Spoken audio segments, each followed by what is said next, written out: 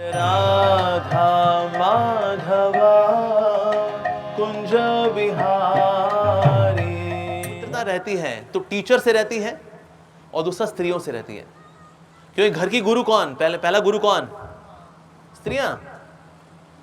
अगर स्त्रियों को दूषित कर दिया जाए तो समाज का पतन हो जाएगा। कलयुग ने यही किया। कलयुग में स्त्रियों का बहुत अपमान होता है, तो ये भी देखा उन्होंने। साथ ही उन्होंने देखा कि जो जनेऊ पहन लेगा उसको लोग ब्राह्मण मान लेंगे, भले उसमें ब्राह्मणी क्वालिटी हो ना हो, लेकिन जिसने जनेऊ पहन लिया कहता बस ये ब्राह्मण हो गया। कलयुग में ऐसा होगा। हम देखते हैं छुआछूत वगैरह क्यों आई है?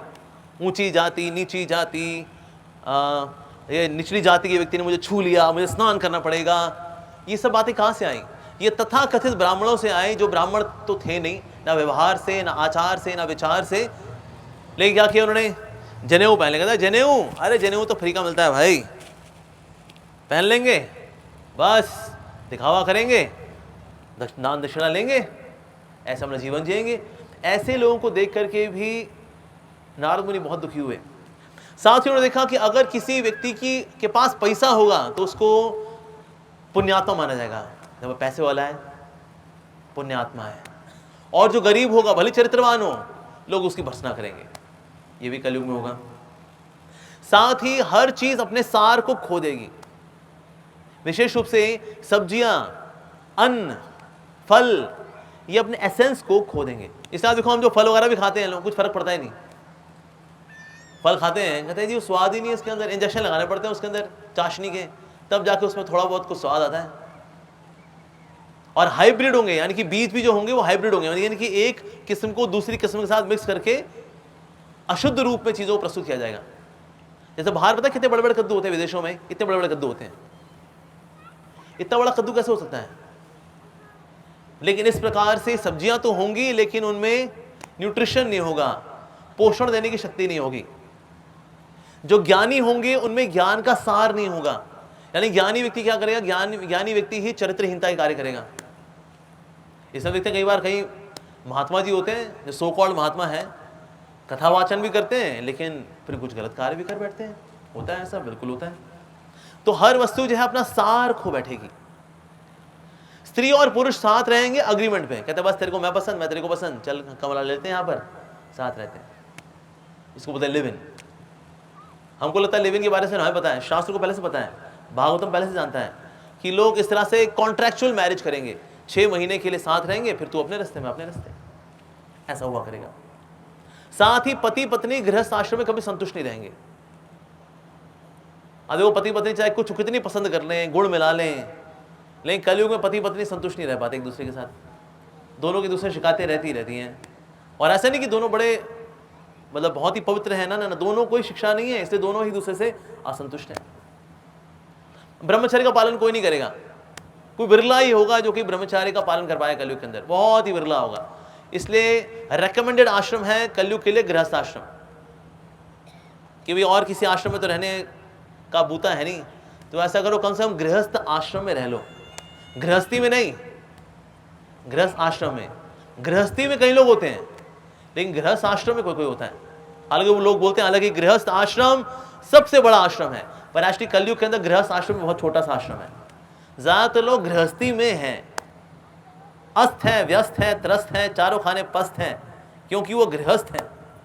लेकिन गृहस्थ आश्रम में विरले ही होंगे जो गृहस्थ आश्रम में होंगे। और ब्रह्मचारी जीवन में तो है, ब्रह्मचारी आश्रम में तो कोई बिरला ही होगा, कोई बिरला कलयुग के अंदर। और इसलिए जो है क्योंकि लोगों के मन ही दूषित रहेंगे, तो इससे लोगों के संस्कार, लोगों की क्रियाएं, दान पुण्य इत्यादि वो सब के सब दूषित ही रहेंगे। अब ये सब देखा नारद मुनि ने तो बहुत दुखी हुए।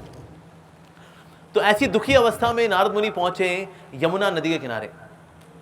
और यमुना नदी के किनारे पहुंचे तो वहां पर उन्होंने देखा एक बहुत ही जीर्ण अवस्था में एक लेडी रो रही है, वहां पर क्रंदन कर रही है। और उसके अगल बगल में 2 बूढ़े व्यक्ति हैं, वो मरे जैसे पड़े हैं, मतलब उनमें कोई प्राण है नहीं उनके अंदर, ऐसे। और ये रोई जा रही है, अरे कोई तो है मेरी गुहार सुनो, कोई तो आए मेरी गुहार सुनो, इस प्रकार से वो क्रंदन की जा रही है वो। तो नारद मुनि ने उनसे पूछा कि आप कौन है, आप ऐसे क्रंदन क्यों कर रही है, क्या हो गया आपको? तो उन्होंने बताया कि अरे नारद मुनि, आपके जैसे शुद्ध भक्त के दर्शन करके मैं तो तर गई। मेरा सौभाग्य है कि आपके जैसे शुद्ध भक्त आज मुझे दृष्टिगोचर हुआ है। नारद मुनि ने कहा, देखिए आप मुझे जानती, मुझे जान के बड़ी खुशी हुई, बड़ा आनंद आया मुझे, लेकिन आप हैं कौन? तो उस लेडी ने कहा, मैं भक्ति देवी हूं। कहा भक्ति देवी? और ऐसी जीर्णहीन अवस्था में आपका ये क्या हाल हो रखा है आपका ये? और अगल बगल में ये दो कौन है जो कि ऐसे लेटे हुए हैं? और आसपास ही बहुत सारी स्त्रियां हैं, ये भी रो रही हैं, क्रंदन कर रही हैं, मानो आपको सांत्वना दे रही हो। ये क्या है ये? तो भक्ति देवी ने कहा, ये मेरे दो पुत्र हैं, एक का नाम ज्ञान है, एक का नाम वैराग्य है। ये दोनों मरे पड़े हैं। तो भक्ति के दो पुत्रों के नाम क्या है? ज्ञान और वैराग्य। यानी जहां भक्ति होगी, ज्ञान और वैराग्य भी वहीं पर होंगे। यहां ज्ञान का मतलब क्या है? यहां ज्ञान का मतलब दिव्य ज्ञान। ये स्कूल वाला ज्ञान नहीं जो स्कूल कॉलेज में मिलता है, जो सिर्फ पापी पेट के सवाल के लिए वाला ज्ञान है, वो जरूरी है, हालांकि हम नहीं पढ़ाएंगे, नो डाउट। लेकिन वो सोचे बस ये वाला ज्ञान, इसके अलावा कोई परा ज्ञान होता है नहीं। ना ना ना जी, वो वाला ज्ञान भी चाहिए। जिस तरह पापी पेट के सवाल वाला ज्ञान चाहिए, स्कूल कॉलेज वाला ज्ञान चाहिए, उससे भी ज्यादा महत्वपूर्ण है ये आत्मा का ज्ञान। शरीर में सिर्फ पेट ही होता है, ऊपर कुछ और भी ऑर्गन होता है, यहाँ पर हृदय भी होता है, राइट? तो इसलिए हृदय के लिए भी तो ज्ञान चाहिए। वो भला कहां से आएगा? लेकिन वो देने के लिए ना कोई स्कूल है, ना कोई कॉलेज है। बल्कि अगर बच्चे किसी की आध्यात्मिकता में रुचि दिखाते हैं, माता पिता कहते हैं, ओए क्या कर रहा है तू? संत बनना तेरे को? पागल हो गया तू? माता पिता दुखी हो जाते हैं कि हमारा बेटा संत बनने जा रहा है या संतोष जैसे लक्षण दिखा रहा है। माता पिता दुखी हो जाते हैं। तो इसीलिए आध्यात्मिक विद्या तो कोई देता नहीं है। तो ज्ञान जो है वो कलयुग में बेचारा मरा पड़ा है। दिव्य ज्ञान के बारे में कोई चर्चा नहीं करता।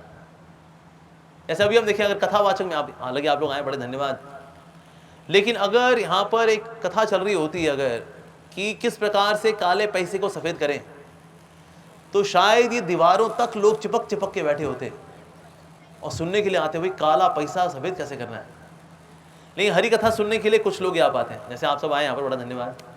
लेकिन कलयुग के अंदर ही ऐसे बुद्धिमान श्रद्धालु लोग कम ही होंगे जो कि दिव्य ज्ञान की ओर रुझान रखेंगे। भगवान कृष्ण गीता के अंदर बता रहे हैं कि जो दिव्य ज्ञान है वो नाव के समान है। ये जो भक्ति का ज्ञान है ये नाव के समान है, जो कि कष्टों के सागर से हमें पार करा देगा। ये नाव के समान है। ये अस्त्र के समान है जो अविद्या को काट देगा। ये अग्नि के समान है जो कर्मों को जला के भस्म कर देगा। ये दिव्य ज्ञान। लेकिन लोग दिव्य ज्ञान इसके प्रति रुझान नहीं हो पाता लोगों का। और जितने आध्यात्मिक गुरु आज मार्केट में घूम भी रहे हैं, यूट्यूब पे घूम रहे हैं, इनमें से कोई भगवान के बारे में बताता ही नहीं। आप देखो दुनिया में जितने भी गुरु जी हैं 99% प्राणायाम करा रहे हैं, इससे ज्यादा कुछ नहीं कराते वो। कोई आयुर्वेदिक गुरु हो तो अच्छी बात है, कोई अगर आध्यात्मिक गुरु भी यही कराए बस कि गहरी सांस लीजिए, सांस छोड़िए, बस दैट्स इट। और कुछ कहते बस इसका नेक्स्ट लेवल, सांस लेने का नेक्स्ट लेवल, बस प्राणायाम। तो आध्यात्मिक ज्ञान कोई सिखाएगा नहीं। आध्यात्मिक ज्ञान तो वो भी बेचारा कलयुग में क्या है, मृत प्राय बेचारा, बेहोश पड़ा है, मूर्छित होकर पड़ा हुआ है। अच्छा, वैराग्य। वैराग्य का मतलब कई लोग मान लेते हैं घर बार छोड़ देना, छोड़ो घर बार, चलो हरिद्वार। तो क्या रखा है गृहस्थी के अंदर, क्या क्या क्या क्या कू कू कू कू, दबाओ तुम, जा रहा हूं मैं घर छोड़ के। मान लो ऐसे खुन्नस में आके चला भी जाए, पति देव चले भी जाते कभी कभी और पहुंच भी गए हरिद्वार, ऋषिकेश पहुंच गए, फिर उनको याद आती कुछ भी हो लेकिन पकौड़े तो अच्छे बनाती थी वो। जब ऑफिस से आता था पूछती थी, अजी सुनते हो दिन कैसा बीता, थक गए हो, कुछ बना लाऊं? तो ऋषिकेश से टिकट कटा करके वापस आता है, कहते देखो तुम ना जैसे बात करती हो कभी कभी ऐसे मत किया करो। तो इसीलिए लोग तंग आकर के कभी वैराग्य दिखाते भी हैं, लेकिन वो क्षणिक वैराग्य होता है, फिर से वापस आते हैं। लेकिन वैराग्य का मतलब लापरवाही का जीवन नहीं है। वैराग्य का मतलब है अपनी ड्यूटीज को पूरा निभाना, बट विदाउट एक्सपेक्टेशंस, बिना किसी उम्मीद के रखते हुए अपने कार्यभार को संभालना, उसको बोलते हैं वैराग्य। बिना इंद्रिय तृप्ति के भाव के अपनी सेवाओं को निभाना, अपनी जिम्मेदारी को निभाना, कर्तव्यों को निभाना, ये होता है वैराग्य, ये है। तो इसीलिए भक्ति देवी ने कहा ये मेरे 2 बेटे हैं, एक का नाम ज्ञान है, दिव्य ज्ञान, भक्ति का ज्ञान, और एक है वैराग्य। दोनों ही बेहोश पड़े हैं यहाँ पर, एकदम मूर्छित, मतलब मृत प्राय, ऐसा हो रखा उनका हाल। और भक्ति देवी जो है वो भी मतलब बड़ी कमजोर हो रखी है, एकदम हड्डियां तक आई हुई हैं, एकदम स्वास्थ्य उसका बहुत ही जीर्ण अवस्था में उसका हो रखा हाल। नारद मुनि ने कहा ये आपके साथ ऐसे कैसे हो गया? तो उन्होंने बताया कि कलयुग में भक्ति देवी ने कहा मैं शुरू तो हुई थी द्रविड़ देश से, मेरा विकास हुआ कर्नाटक में, मैं और फली फूली महाराष्ट्र में, लेकिन गुजरात में आते आते मेरा यह हाल हो गया। अच्छा ऐसे कैसे? तो उन्होंने बताया कि वास्तव में मेरी शुरुआत हुई थी द्रविड़ देश से, यानी कि श्रीपाद रामानुजाचार्य, उन्होंने भक्ति की मूवमेंट को शुरू किया, प्रचार किया उसका। उनके 10,000 तो सन्यासी डिसाइपल थे श्रीपाद रामानुजाचार्य जी के। और भक्ति का भरण पोषण हुआ कर्नाटक में। कर्नाटक में कौन आए थे? श्रीपाद मध्वाचार्य। उसके बाद इसका और प्रचार प्रसार हुआ महाराष्ट्र में, संत तुकाराम जी। लेकिन गुजरात में आते आते कलयुग में ऐसा प्रभाव पड़ा कि सब बिजी थे बिजनेस में, तो इसीलिए मैं नेग्लेक्ट हो गई। तो सब के सब देह पूजा में लग गए और देव पूजा को भूल गए, और इसलिए मैं बहुत ही जीर्णहीन अवस्था में आ गई। और मेरे बच्चों का तो हाल पूछे ही मत, ये देखिए क्या हाल इनका हो रखा है। तो नारद मुनि ने क्या किया, उनसे निवेदन किया और उनको निवेदन करके ले गए वृंदावन। अब वृंदावन जब भक्ति देवी पहुंची तो वहां पर पहुंच करके उन्होंने देखा कि ना उनके जो दोनों पुत्र हैं वो तो मूर्छित पड़े हुए अभी भी, लेकिन ये युवा हो गई। भक्ति देवी तो युवा हो गई लेकिन बच्चे मूर्छित हैं अभी भी। अच्छा जो स्त्रियां थी जो उनको सांत्वना दे रही थी वो थी नदियां, गंगा, जमुना, सरस्वती, कावेरी, गोदावरी, ये सब सांत्वना दे रही थी। भक्ति देवी सब ठीक हो जाएगा, सब ठीक हो जाएगा, अब चिंता मत लो, सब ठीक हो जाएगा, इस प्रकार से आश्वासन दे रही थी सबके सब। तो फाइनली जब भक्ति देवी पहुंची, वृंदावन पहुंची, तो वृंदावन क्या है, भक्ति का स्थान है, तो इसलिए वो बहुत युवा अवस्था में आ गई। बुजुर्ग अवस्था में थी, एकदम युवा अवस्था में आ गई भक्ति देवी। लेकिन ज्ञान और वैराग्य वो अगल बगल में अभी भी बेहोश अवस्था में है। मतलब उनकी सांस तो आ गई लेकिन लेटे हुए हैं, उठ नहीं पा रहे, ज्ञान और वैराग्य। तो इस प्रकार से जो भक्ति देवी थी वो बहुत चिंतित हुई कि देखिए अब तो वृंदावन आ गए, यहां पर तो मेरा स्वाभाविक स्थान है, तो इसलिए मैं तो युवा हो गई हूं, लेकिन मेरे बच्चे ये बूढ़े हैं। आइडली क्या होना चाहिए, माँ जो है वो थोड़ी बूढ़ी हो, बच्चे जवान नजर आने चाहिए, लेकिन यहाँ उल्टा हो रखा है। माँ जो है वो तो यंग हो गई है, लेकिन बच्चे यहाँ पर दोनों बूढ़े पड़े हुए हैं, यहाँ पर बाल सफेद और हड्डियां उनकी निकली हुई हैं, ऐसा उनका हाल हो रखा है। तो क्या किया जाए भला, ये वृंदावन में आकर के भी इनका ऐसा हाल क्यों है? तो नारद मुनि ने कहा कि अगर कोई वृंदावन जाता है लेकिन वहां पर भक्ति के दिव्य ज्ञान को अर्जित नहीं करता, यानी हरि कथाओं में नहीं बैठता, तो ऐसा व्यक्ति वृंदावन जा करके भी भक्ति को बढ़ा नहीं पाएगा। इसमें देखा कई लोग वृंदावन में अपार्टमेंट लेते हैं, कहते एक हमारा भी ओमेक्स अपार्टमेंट में हमारा भी फ्लैट दिला दो। कितने का मिल रहा है? 25 लाख का, एक हमारा फ्लैट भी दिला दो जी। और ऐसे लोग वहाँ फ्लैट खरीदते हैं, फ्लैट में फ्लैट पड़े रह जाते हैं, बाहर निकल ही नहीं पाते हैं। कभी आप रैंडमली आप कभी जो वृंदावन जाते हैं ना लोग जो वहाँ बसे हुए हैं, उनमें से को बड़े विरले होंगे जो भक्ति भाव में लगे हुए हैं। बाकी वो बांके बिहारी बांस में लस्सी और टिक्की, और लस्सी टिक्की लेकर के वापस घर, जय हाथी घोड़ा पाल की, जय कन्हैया लाल की, इससे ज़्यादा कोई कुछ नहीं कर पाता जी। तो इसलिए वृंदावन में अगर कोई सोचे मैं चला जाऊंगा तो मेरा बड़ा भक्ति भाव आ जाएगा, बड़े रोंगटे खड़े हो जाएंगे, आंखों से आंसू निकलेंगे, ना जी ना। वहां पर जाके भी अगर आपने हरि कथा को नहीं सुना तो ना वहां ज्ञान होगा ना वैराग्य होगा। इसमें देखते लोग वहां खा पी भी रहे हैं। लोई बाजार नंबर 1 हॉटस्पॉट है वृंदावन का। लोग जाते कभी कभी इसलिए पहले लोई बाजार, वहां पहले खरीदेंगे बढ़िया धोती कुर्ते, बढ़िया गोपी ड्रेस, उसके बाद चलेंगे बांकी बिहारी, फिर होगी लस्सी और टिक्की, और उसके बाद फिर हम वापस आ जाएंगे हिसार। वेरी गुड, क्या बात है। तो ज्ञान और वैराग्य बेचारे यहाँ आ तो गए, लेकिन ये भी जीर्ण अवस्था में बेचारे। ओहो, तो कोई सोचे बिना हरि कथा में जाए हम वृंदावन में जाएंगे और वहां पर भक्ति हमारी बढ़ जाएगी, ना ना ना ना। थोड़ा भक्ति भाव बढ़ेगा नो डाउट आपका, क्योंकि उस स्थान का प्रभाव ऐसा है। लेकिन हम सोचें हमें दिव्य भक्ति मिल जाएगी, हमारे रोंगटे खड़े हो जाएंगे, ना ना ना ना ना, कृष्ण कथा तो वहाँ भी सुननी पड़ेगी। तो वहाँ अगर कोई कोजी लाइफ जीता है, बड़ी कंफर्टेबल लाइफ जीता है, तो इससे जीवन में सिद्धि होने वाली है, कृष्ण भक्ति प्रेम भक्ति प्राप्त होगी ना, बिल्कुल नहीं। तो कलयुग के सारे जो सिम्टम्स से बताए नारद मुनि ने भक्ति देवी को, तो भक्ति देवी ने बोला ये कलयुग अगर इतना है घमासान, तो परीक्षित महाराज ने इसको मार क्यों नहीं दिया? ये आया था थर थर कांपते हुए परीक्षित महाराज के आगे, तो परीक्षित महाराज क्या पराक्रम होगा, क्या दिव्यता होगी कि कलयुग भी उनके आगे हाथ जोड़ करके कांप रहा था कि मुझे शरण दे दीजिए, मुझे कहीं ना कहीं रहने की जगह दे दीजिए। कलयुग ये हाथ जोड़े खड़ा है परीक्षित महाराज के आगे, तो फिर मार क्यों नहीं दिया परीक्षित महाराज ने, इसको छोड़ क्यों दिया? तो श्री नारद मुनि ने बताया कि अगर कोई राजा की शरण में जाता है तो राजा का कर्तव्य होता है कि उसकी हत्या ना करे, उसको शरण दे। तो क्योंकि कलयुग ने आकर के क्योंकि हाथ जोड़ लिया, शरणागत हो गया, तो इसीलिए परीक्षित महाराज ने उनकी हत्या नहीं की, उनको मारा नहीं। लेकिन साथ ही परीक्षित महाराज ये भी जानते हैं कि कलयुग एक बहुत ही विशेष युग है। इस कलयुग के अंदर भक्ति फैलेगी। इस कलयुग के अंदर पहले भक्ति जाएगी पाश्चात्य जगत में, और पाश्चात्य जगत से आएगी फिर पूरी दुनिया में।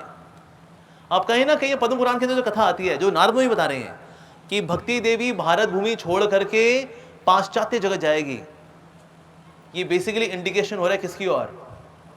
श्रील प्रभुपाद जी की ओर।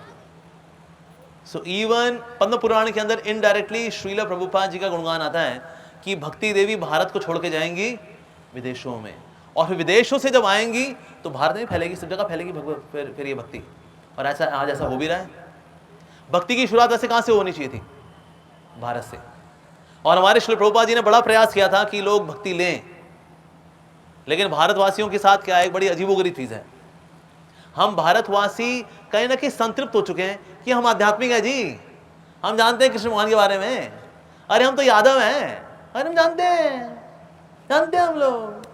अच्छा, तो कोई भक्ति भजन करते हैं आप? ना, वो जानते हैं।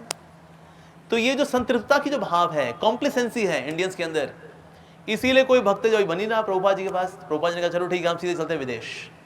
तो प्रभुपाद जी एक कार्गो शिप के अंदर पहुंचे विदेश में, अमेरिका में गए, भक्ति को वहां लेकर गए अमेरिका, और अमेरिका में कई सारे सेंटर्स खोले, और वहां जो सेंटर्स खुले भक्त बने। यही विदेशी लोग जब भारत में आए और ये हरिनाम पे नाचे तो इंडियंस का मुंह खुला का खुला रह गया। ये विदेशी लोग हरे कृष्णा पे डांस कर रहे हैं, ये तो हम भी नहीं किए कभी भाई।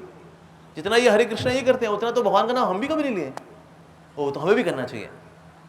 तो इसलिए आज हम देखते हैं विदेशियों को देखते देखते आज कई भारतीय हैं जो भक्ति कर रहे हैं। कई लोग तो देखने जाते हैं कि विदेशी लोग साड़ी पहनते कैसे दिखते हैं, ये विदेशी लोग धोती कुर्ता पहनते कैसे दिखते हैं, बड़ी हैरानी होती है। लेकिन ये काम श्री प्रभुपाद जी ने किया। प्रभुपाद जी ने भक्ति देवी को विदेश से घुमा करके भारत में फिर लेकर के आए। ऐसा हम कितने लोगों ने बाकरी का नाम सुना? बाकरी नहीं सुना नाम? अच्छा, किस किसने पिज्जा सुना है? पिज्जा,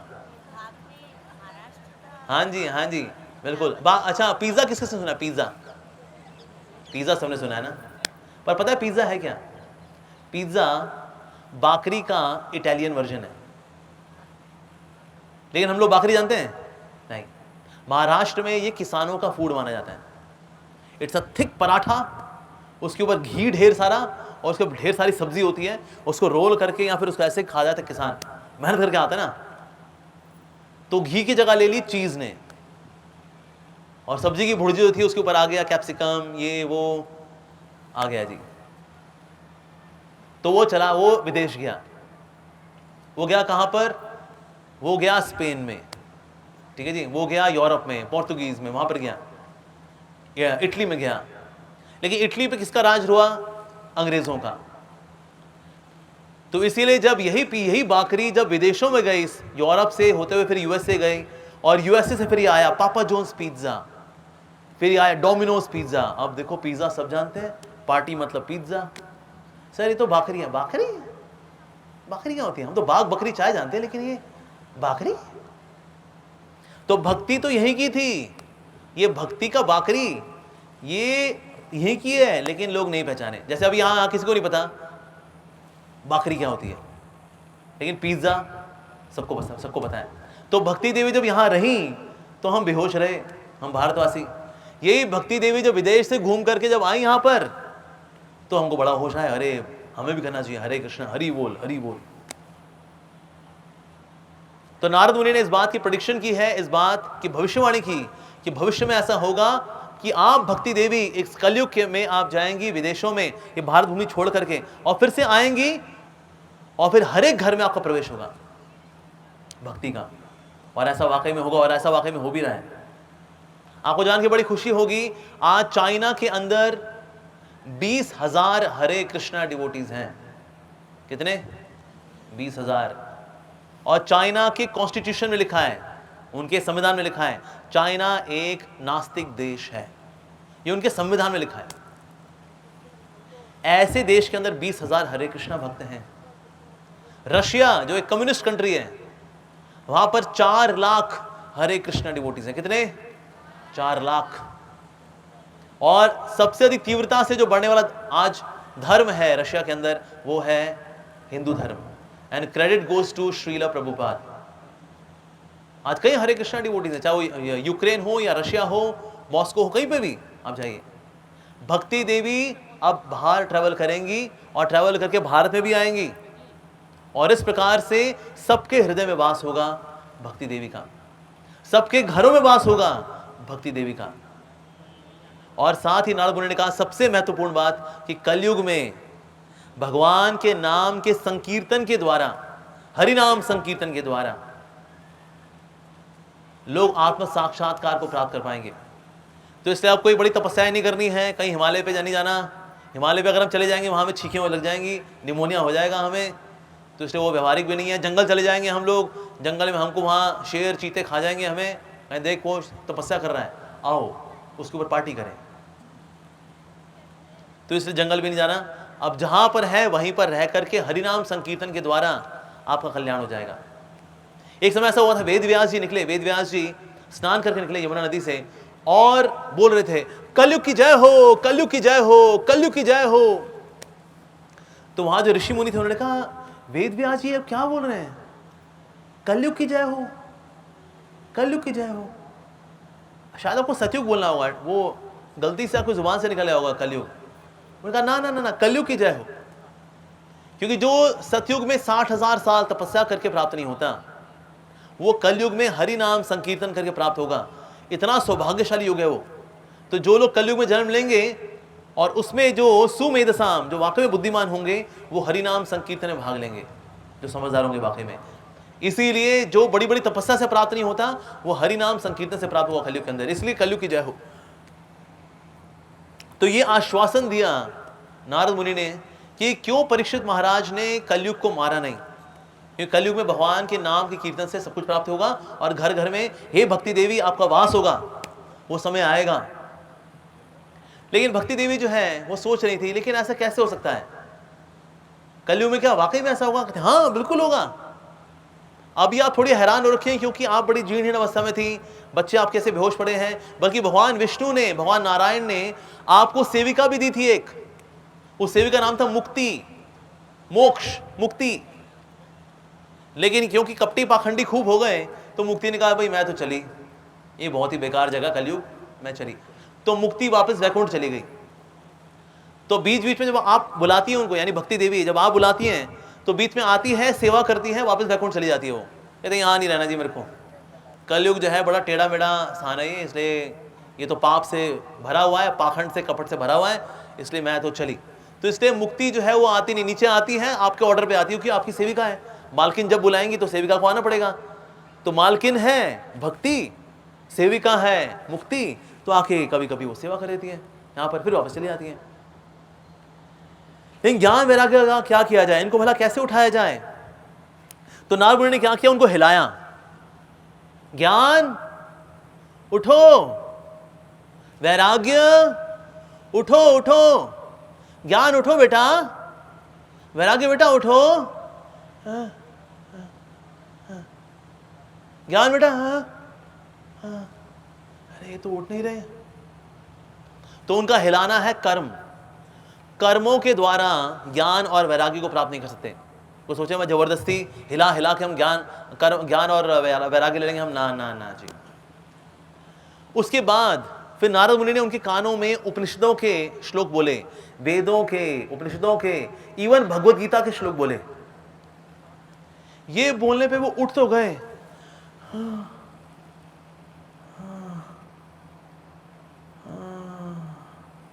फिर लेट जाएं, फिर उनके कान में बोले भगवत गीता के, वेदों के, उपनिषदों के श्लोक बोले, उससे वो आए, होश में आए, लेकिन अभी भी इतने थके हुए थे, वो आलस से भरे हुए थे वो। यानी कि अभी कान में भला बोलना क्या है, यह है दीक्षा। दीक्षा में होता है ना, हमारे कान में मंत्र बोले जाते हैं, राइट। अगर हम दीक्षा भी ले लें और दीक्षा लेने के बाद हम सोचे बस अब मेरी सिद्धि हो जाएगी, अब मेरी दीक्षा हो गई है, diksha is the essence, initiation is the essence, ऐसा ना। इससे देखो, दीक्षा कईयों की होती है, शिष्य कोई कोई बनता है। दीक्षा कईयों की होती है। मैं आपको एग्जांपल देता हूं कि ना दीक्षा लेना कितना आसान है। एक भक्त आए मेरे पास, मुझसे बोले कि प्रभु जी मैं थोड़ा गांव से हूँ, पढ़ाई लिखाई नहीं जानता हूँ, ये ना पेपर होता है, दीक्षा का पेपर भरना पड़ता है, आप भर दोगे? मेरे को अभी भक्ति शुरू किए हुए सिर्फ 1 महीना हुआ था। मैंने कहा देखो मैं खुद ही 1 महीना हुआ है मेरे को, ये सन 2000 की बात है, मेरे को खुद को 1 महीना हुआ था बस अभी। मैंने कहा मैं क्या भरूंगा पेपर भाई, मेरे को 1 महीना हुआ है बस, मैंने 1-2 किताबें पढ़ी हैं बस, दैट्स इट, और क्या। कहता है नहीं नहीं आप पढ़े लिखे हो, आप कर लोगे। मैंने कहा ठीक है, कॉमन सेंस लगा करके पेपर अटेम्प्ट करते हैं। कॉमन सेंस लगा कर मैंने पेपर अटेम्प्ट किया, मेरे 100 में से 73 नंबर आ गए। मैंने कहा लो भाई आ गए तुम्हारे 73% नंबर आ गए। उसकी दीक्षा हो भी गई। उसका नाम था पहले भोला, वो बन गया भक्तवत्सल दास।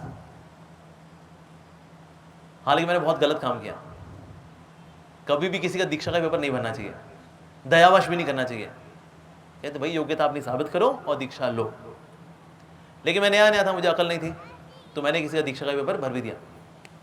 लेकिन कितनी आसान है उसके लिए दीक्षा लेना, कि अगर एक व्यक्ति भक्ति में सिर्फ 1 महीना पुराना है तो ऐसे व्यक्ति की भी दीक्षा हो सकती है। अगर मैंने भरा होता अपने नाम का तो मेरी दीक्षा हो गई होती 1 महीने बाद। लेकिन क्या मैं शिष्य बन पाता? नहीं। तो इसीलिए दीक्षा सब कुछ नहीं होती। कई वो लोग बड़े उतावले होते हैं, बस दीक्षा हो जाए, बस एक बार दीक्षा हो जाए।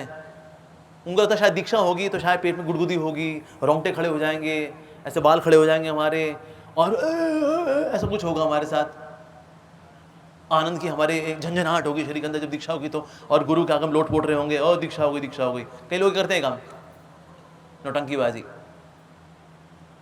पर दीक्षा कोई इवेंट नहीं है। Diksha is not an event, diksha is a process. दीक्षा कोई घटना या दुर्घटना नहीं है, दीक्षा एक प्रक्रिया है जो कृष्ण प्रेम तक चलती है, प्रक्रिया है ये। तो दीक्षा लेने वाले कितने होते हैं? कई होते हैं। हम तो सालों से देखते आ रहे हैं कईयों की दीक्षा होती है, लेकिन दीक्षा के बाद वो गायब। कहते भाई साहब कहाँ हैं? कहते बस वो दीक्षा के लिए आए थे, उसका गायब। वो माता जी आई, अब गायब गायब। तो इवन नारद मुनि ने इनके कान में मंत्र भी बोले, और किसके? वेद, उपनिषद और भगवत गीता के मंत्र तक बोले। तो लेकिन आलस में उठ तो गए, लेकिन फिर भी शरीर में शक्ति नहीं है। यानी अगर कोई मंत्रोच्चारण भी अगर कर दे उसके बाद भी शक्ति नहीं प्राप्त हो रही। अब क्या किया जाए? अब तो ये सोचे कि भाई इतना कुछ तो हो गया ये। तभी जो है वहां पर आकाश से एक आवाज हुई, नारद मुनि तुम्हें एक विशेष किस्म का यज्ञ करना होगा। ये यज्ञ 7 दिन चलेगा। उस यज्ञ के उपरांत ज्ञान और वैराग्य भी अपने समुचित स्वास्थ्य को प्राप्त करेंगे। ये कह के वो आवाज चली गई। लेकिन क्या, कौन सा यज्ञ, कौन सा यज्ञ करना? ये तो बताया नहीं। आवाज, अरे आकाशवाणी जी पूरा तो बता दो। नारद मुनि ने कहा यानी किसी प्रकार का यज्ञ करना पड़ेगा, लेकिन कौन सा यज्ञ किया जाए भला? पूछने के लिए क्या किया जाए कि भक्ति देवी है, उनके दोनों पुत्र हैं। मैंने तो कान मंत्र ही बोले उनके, वेद, उपनिषद और भगवत गीता के श्लोक तक बोल दिए। तो थोड़े ठीक हुए लेकिन पूरे ठीक नहीं हुए। वो क्या किया जाए? तो कईयों ने बोला नारद मुनि कलयुग है, ये ऐसे ही रहेंगे भाई वेद, उपनिषद, भगवत गीता के बाद और कुछ बोलने को रह गया क्या? अरे नहीं रह गया। ये देखो ये होपलेस है, इसमें ये ना उम्मीदी का युग है, इसमें जितनी आशा रखोगे उतनी निराशा मिलेगी। तो कुछ ने बोला पता नहीं कौन सा यज्ञ है, वो स्वाहा स्वाहा वाला यज्ञ जो होता है वो तो 1000 साल तक भी संत मुनि किए हो तो भी शरीर पे सिर्फ काला रंग का सूट ही आता है बस, लेकिन वो समाधान निकलता नहीं। तो फिर और कौन सा यज्ञ होगा जी, ये स्वाहा स्वाहा वाला यज्ञ भी नहीं तो और कौन सा यज्ञ फिर। तो इस प्रकार से नारद मुनि यहाँ वहाँ कई संतों से मिले, महात्माओं से मिले, साधुओं से मिले, लेकिन किसी के पास भी कोई पक्का जवाब नहीं था। अब जब अपने प्रश्न का उत्तर मिल नहीं रहा तो फाइनली नारद मुनि गए बद्री विशाल, वहां पर मिले चतुष कुमारों से। वहां चतुष कुमारों को पहले उन्होंने प्रसन्न किया तपस्या से, चतुष कुमार प्रकट हुए, और चतुष कुमार जब प्रकट हुए तो उनसे उन्होंने पूछा कि क्या किया जाए ऐसा कि ज्ञान और वैराग्य भी जीवित हो जाए। भक्ति देवी आ तो गई हैं, युवा तो हो गई हैं, लेकिन जैसी भक्ति देवी है सुंदर, वैसा उनका हाल हो जाए वापस, इसके लिए क्या किया जाए। तो सबसे पहले तो चतुष कुमारों ने प्रशंसा की नारद मुनि की। इन्होंने आपको चतुष कुमार की प्रशंसा की कि आप तो परमहंस हैं, स्वयं ब्रह्मा जी के पुत्र हैं, सब प्रकार का ज्ञान है आपको। उनकी प्रशंसा की किस प्रकार से भगवान के चरणों की तुलसी की महक से आप शुद्ध भक्ति की ओर आ गए। ये एक और एग्जाम्पल है ज्ञानी परमहंस का प्रेमी परमहंस बनना। कल मैंने बताया था क्या, सुखदेव गोस्वामी ज्ञानी परमहंस बन गए प्रेमी परमहंस। इस तरह चतुष कुमार पहले थे ज्ञानी परमहंस, भगवान के चरणों की तुलसी की महक से हो गए ये प्रेमी परमहंस। इस प्रकार से उनकी प्रशंसा की, लेकिन उन्होंने प्रशंसा की पलटकर नारद मुनि की कि आपके जैसे संत महात्मा जो कि वास्तव में विरक्त हैं, जिनको संसार में किसी से कोई आशा नहीं है, कोई एक्सपेक्टेशन नहीं है, लेकिन फिर भी बड़ी चिंता करते हैं। जब समाज में लोगों को जन्म मृत्यु के चक्कर में देखते हैं, संघर्ष करता देखते हैं, 2 वक्त की रोटी कमाने के लिए इतना जद्दोजहद करते देखते हैं, तो संत महात्माओं के हृदय में भी कष्ट होता है कि मतलब लोग क्या जीवन जी रहे हैं। तो इसलिए उन्होंने उनकी करुणा की प्रशंसा की, नारद मुनि की करुणा की प्रशंसा की। उन्होंने कहा कि देखिए आपको क्या करना पड़ेगा, आपको यज्ञ करना पड़ेगा। कहते हैं हाँ जी बताइए कौन सा यज्ञ है। वो आकाशवाणी ने बोला था यज्ञ करना, लेकिन कौन सा यज्ञ करना है। तो फिर उस वक्त बताया चतुष कुमारों ने नारद मुनि को कि एक बड़ा विशेष किस्म का यज्ञ होता है, उसको बोलते हैं श्रीमद् भागवतम का कथा यज्ञ। ये करना चाहिए। आप जब ये श्रीमद् भागवतम से भगवान श्री कृष्ण की शुद्ध भक्ति की कथा करेंगे, वो यज्ञ जब लोग सुनेंगे तो ये ज्ञान और वैराग्य फिर से जीवित हो उठेंगे। श्रीमद् भागवतम जो है वो एक सिंह के समान है। जब सिंह की गर्जना होती है तो गीदड़ भाग जाते हैं। उसी प्रकार से जब श्रीमद् भागवतम घुर्राता है, जब उसकी आवाज निकलती है, जब उसका उच्चारण होता है, तो होता क्या है, जितने भी बाकी तथा कथित सो कॉल्ड धर्म की जो क्रियाएं हैं, प्रक्रियाएं हैं, ये सब भाग लेती हैं। जिस तरह से अंधेरे में जुगनू यहाँ वहां घूमते नजर आते हैं, लेकिन सूरज निकल आए तो जुगनू नजर आता है, नहीं नजर आता। उसी प्रकार से जब श्रीमद् भागवतम का सूर्य निकल करके आता है, तो श्रीमद् भागवतम के सूर्य के आगे ये सारे जितने भी है ना अल्ले गल्ले चोर उचक्के जो साधु बने हैं, प्रवचन दे रहे हैं, गुरु बने बैठे हैं, ये सब गायब हो जाते हैं। तथा कथित धर्म की जो क्रियाएं हैं ये सब लुप्त हो जाती हैं जब श्रीमद् भागवतम का सूरज आकाश में चमकता है। तो जिस प्रकार से अगर शेर किसी गुफा में जाता है तो गुफा में जाने के बाद वहां पर जितने भी छोटे मोटे जो जानवर होते हैं वो भाग लेते हैं, उसी प्रकार से श्रीमद् भागवतम के आने से हृदय की गुफाओं में जो अज्ञानता पड़ी हुई है वो निकल लेती है। ऐसा ही श्रीमद् भागवतम। श्रीमद् भागवतम जीवन देने वाला है, क्योंकि इसमें शुद्ध भक्ति की चर्चा होती है। इसीलिए बाकी ग्रंथों के अंदर शुद्ध भक्ति की चर्चा नहीं होती। बाकी ग्रंथों के अंदर मिश्रित ज्ञान आता है, लेकिन शुद्ध भक्ति की चर्चा नहीं आती उसके अंदर। तो इसलिए जो भागवतम का जो दूसरा श्लोक है उसमें आता है धर्म प्रोजित कैतवोत्र परमो निर्मत्सराणाम सताम, यानी कि प्रोजित कैटव जो कैटव धर्म है, जो नकली धर्म है, जो सो कॉल्ड धर्म है, जो वास्तव में भक्ति का धर्म नहीं है, ऐसे जो धर्म है उसके लिए क्या किया गया, उसको लात मार के बाहर भगा दिया गया श्रीमद् भागवतम से।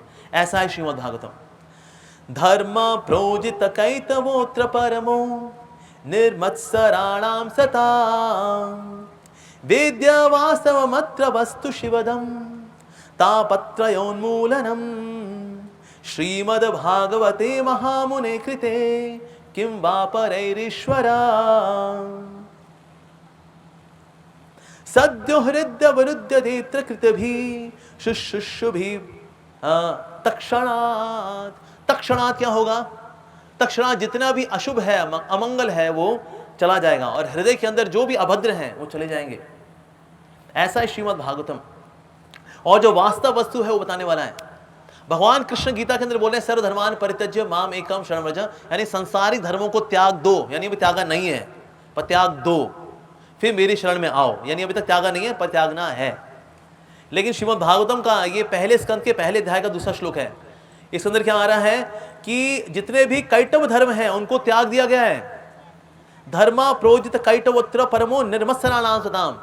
जो निर्मत्सर हैं, भगवान के शुद्ध भक्त हैं, ऐसे भक्त श्रीमद् भागवतम को बहुत रिलिश करेंगे, उसमें बहुत आनंद लेंगे, उसमें मनोरंजन भी लेंगे, मनोमंजन भी करेंगे। ऐसा होगा श्रीमद् भागवतम। जिस तरह से पेड़ का एसेंस होता है उसका फ्लूइड और वो आगे जाके बनता है फल, उसी प्रकार से वेदों का जो वृक्ष है इसका पका हुआ फल है श्रीमद् भागवतम। गाय के पूरे शरीर में दूध होता है, लेकिन वही दूध जब थन से बाहर आ जाता है तो वो दूध हमको पोषण देता है। उसी प्रकार से सारे वेद शास्त्रों से जब निकला है श्रीमद् भागवतम, अब जब ये निकल करके आया है, ये हमको वास्तव में पोषण देगा। जिस तरह से गन्ने के अंदर जूस भरा होता है, लेकिन जब तक ये जूस बाहर नहीं आता और इसकी खांड नहीं बनती तो इसका स्वाद हम पूरी तरह से नहीं ले पाते। उसी प्रकार से श्रीमद् भागवतम ये बहुत अधिक मीठा है, और क्योंकि ये शास्त्रों से निकला है, ये पूरा एसेंस जब इसका निकला है शास्त्रों का, तो अब जाकर के जो वैदिक ग्रंथ हैं, जो वैदिक शास्त्र हैं, उनका एसेंस व्यक्ति समझ पाएगा, उनके सार को व्यक्ति समझ पाएगा। तो इस प्रकार से उन्होंने गुणगान किया। ऐसा गुणगान करने के बाद उसका नारद मुनि ने कहा कि अब ये आपने मुझे बताया भागवतम के बारे में बहुत अच्छा है, लेकिन आप भागवतम के बारे में कहाँ कथा करेंगे जिससे ज्ञान और वैराग्य में फिर से वापस स्फूर्ति आ जाए? तो उस वक्त उन्होंने बोला आपको जाना होगा हरिद्वार। आप पहुंचे कहाँ? हरि के द्वार में। हरिद्वार में एक स्थान है आनंद आश्रम करके, अब वहां पहुंचे। तो आनंद कहां पर है? जहां हरि का द्वार है वहां पर आनंद है। तो आप वहां पहुंचे और सबको आप एकत्र करिए। और इस प्रकार से वहां पर कई महान ऋषि मुनि आए। कौन कौन आए वहां पर बताया जरा पद्म पुराण के अंदर? भृगु ऋषि आए, च्यवन ऋषि आए, गौतम ऋषि आए, पराशर मुनि आए, विश्वामित्र मुनि आए, मार्कंडे ऋषि आए, दत्तात्रेय जी आए, पिप्पलाद जी आए, व्यास मुनि आए, झानु मुनि आए। इसके अलावा 17 पुराण ये भी आए, षड दर्शन ये भी आए, सारी नदियां ये भी आए, जितने तीर्थ स्थल थे वो भी आए, पुष्कर, तिरुपति, अहोबिलम, कुरुक्षेत्र, हिमालय, ये सब के सब आए। क्यों? क्योंकि चतुष्कुमार अभी कथा करने वाले हैं श्रीमद् भागवतम की। और जैसे ही चतुष्कुमारों ने श्रीमद् भागवतम की कथा करनी शुरू की, तुरंत वहां भक्ति देवी प्रकट हो गई। भक्ति देवी युवा तो हो गई थी, लेकिन उनकी सुंदरता भी वापस नहीं आई थी और श्रृंगार नहीं आया था। जैसे श्रीमद् भागवतम की कथा हुई तो भक्ति देवी सुंदर भी हो गई, युवा तो हो ही गई थी वृंदावन में जाकर के, सुंदर भी हो गई, और साथ साथ में उनके ऊपर श्रृंगार भी आ गया। और साथ में उनके बगल में 2 बड़े बलिष्ठ 2 लड़के खड़े थे। तो उन्होंने बताया कि हे नारद मुनि, बड़ा धन्यवाद, आपने चतुष्कुमारों को आपने आमंत्रित किया, कथा कराई श्रीमद् भागवतम की। ये देखिए मेरे 2 पुत्र जो बूढ़े हो चुके थे, शिथिल होकर के पड़े हुए थे नीचे, ये श्रीमद् भागवतम सुनने के बाद इनके साथ ये हुआ, ये देखिए। तो इस प्रकार से श्रीमद् भागवतम जहां होगा वहां भक्ति भी होगी, भक्ति का श्रृंगार भी होगा। भक्ति का श्रृंगार बेसिकली क्या है? भक्ति देवी का श्रृंगार है श्रीमद् भागवतम के ऊपर विवेचनाएं। श्रीमद् भागवतम के ऊपर हम जो ध्यान लगाते हैं वो है इसका श्रृंगार। तो सिर्फ भागवतम पढ़ना नहीं चाहिए, साथ साथ में उसमें आत्मनिवेशन भी करना चाहिए। ऐसे हम कल क्या बता रहे थे? श्रवण का मतलब, श्रवण किस शब्द से आ रहा है?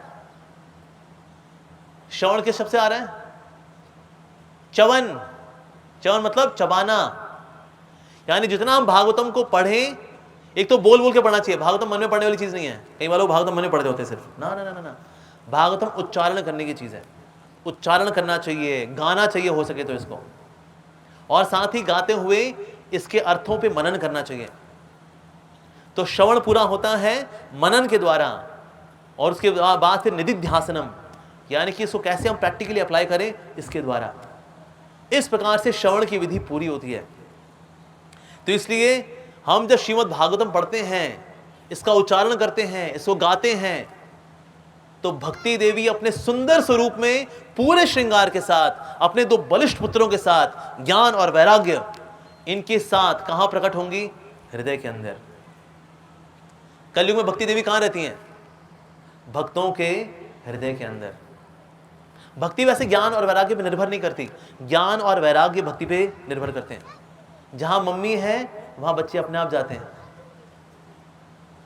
अगर बच्चों ने देखा मम्मी कहाँ है, मम्मी कहाँ है, मम्मी मम्मी, और मम्मी तो बबीता जी के पास है, तो बबीता मैडम को देखा उन्होंने, अरे बबीता जी के पास है, तो ज्ञान वैराग्य मम्मी मम्मी मम्मी, ज्ञान वैराग्य पहुंच जाएंगे उनके पास। उन्हें रीता जी को देखा कि अरे मम्मी कहाँ पर है, और मम्मी तो रीता जी के हृदय में है, चलो चलो ज्ञान भैया वैराग्य भैया चलो चलो मम्मी के पास चलते हैं, ज्ञान वैराग्य अपने आप आ जाएंगे। तो इसलिए कोई सोचे ज्ञान वैराग्य अलग से पालन करें, ना जी ना। अगर कोई किसी का बेटा होता है तो वो जहां माँ है वहां सेवा करता है वो। अगर आपने कहीं बुलाया, हल्का फुल्का काम कर देगा आपका, लेकिन काम चलाओ काम करेगा। बढ़िया काम कब करेगा वो? बढ़िया काम कब वो वहां करेगा जहां पर माँ है। तो ज्ञान और वैराग्य नाम के जो 2 व्यक्ति हैं बड़े बलिष्ठ रूप में आ जाते हैं जहां श्रीमद् भागवतम की कथा होती है। तो इसलिए शास्त्र में आता है कि भागवतम हमें कब पढ़ना चाहिए। मेरे पीछे से बोलेंगे, सदा सेव्या सदा सेव्या। अरे अरे अरे अरे अरे एक्सीडेंट हो गया, रब्बा रब्बा। सदा सेव्या सदा सेव्या श्रीमद् भागवती कथा, यश श्रवण मात्रेण हरि चित्तम समाश्रयेत। तो ये है श्रीमद् भागवतम। ये श्रीमद् भागवतम की सेवा कितनी करनी चाहिए? सदा सेव्या सदा सेव्या श्रीमद् भागवती कथा। ये श्रीमद् भागवतम, इसका पाठ करना चाहिए। यस्य श्रवण मात्रेण, जिसका श्रवण करता है, हरि चित्तम समाश्रयेत, हरि को चित्त में बिठा देंगे जी। ये श्रीमद् भागवतम की शक्ति है। ऐसा श्रीमद् भागवतम। कुछ लोग बोलते हैं कि ये श्रीमद् भागवतम ये देवी भागवत के बारे में श्लोक है। नहीं, ये श्लोक जो आता है इसमें आगे ये भी आता है, ये वो श्रीमद् भागवतम जो शुकदेव गोस्वामी ने बोला है, 18,000 श्लोक वाला, क्योंकि 18,000 श्लोक देवी भागवत में भी हैं, लेकिन वो शुकदेव गोस्वामी ने नहीं बोला, उन्होंने किसी और ने बोला है।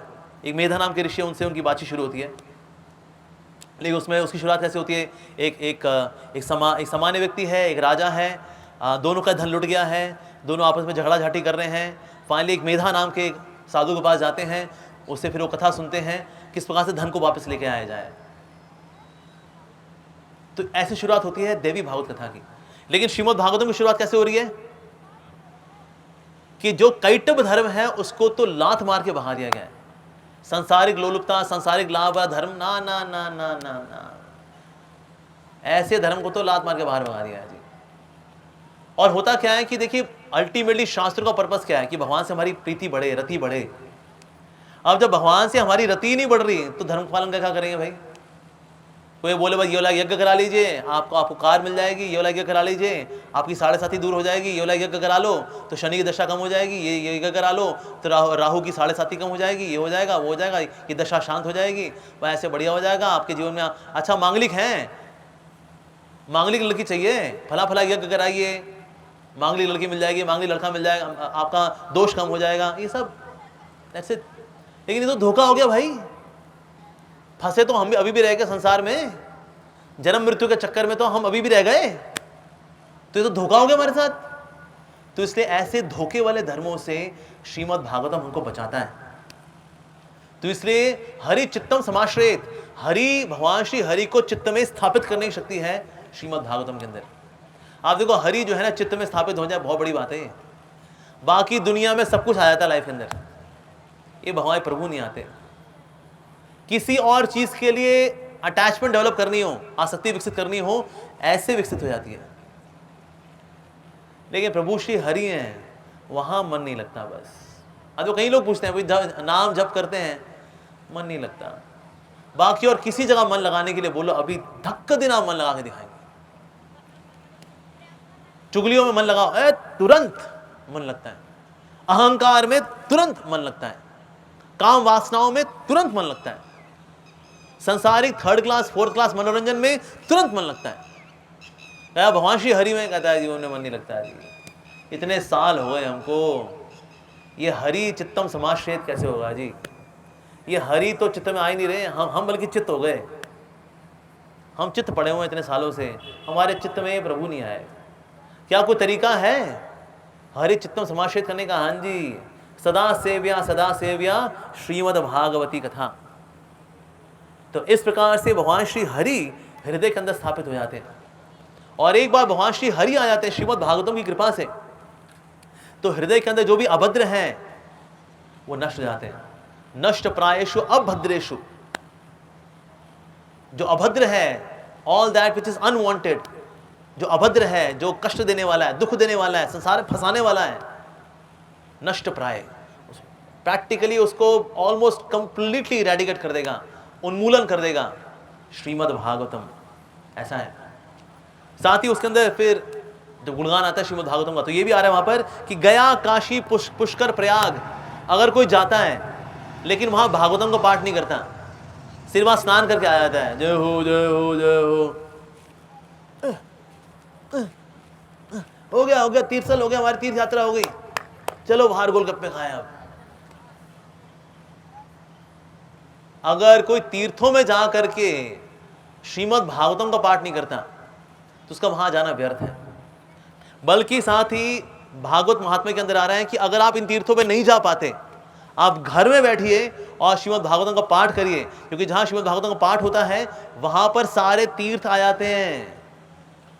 जब चतुष्कुमार ने जब कथा की, सारे तीर्थ वहां आ गए थे। सारे तीर्थ मतलब सारे तीर्थ।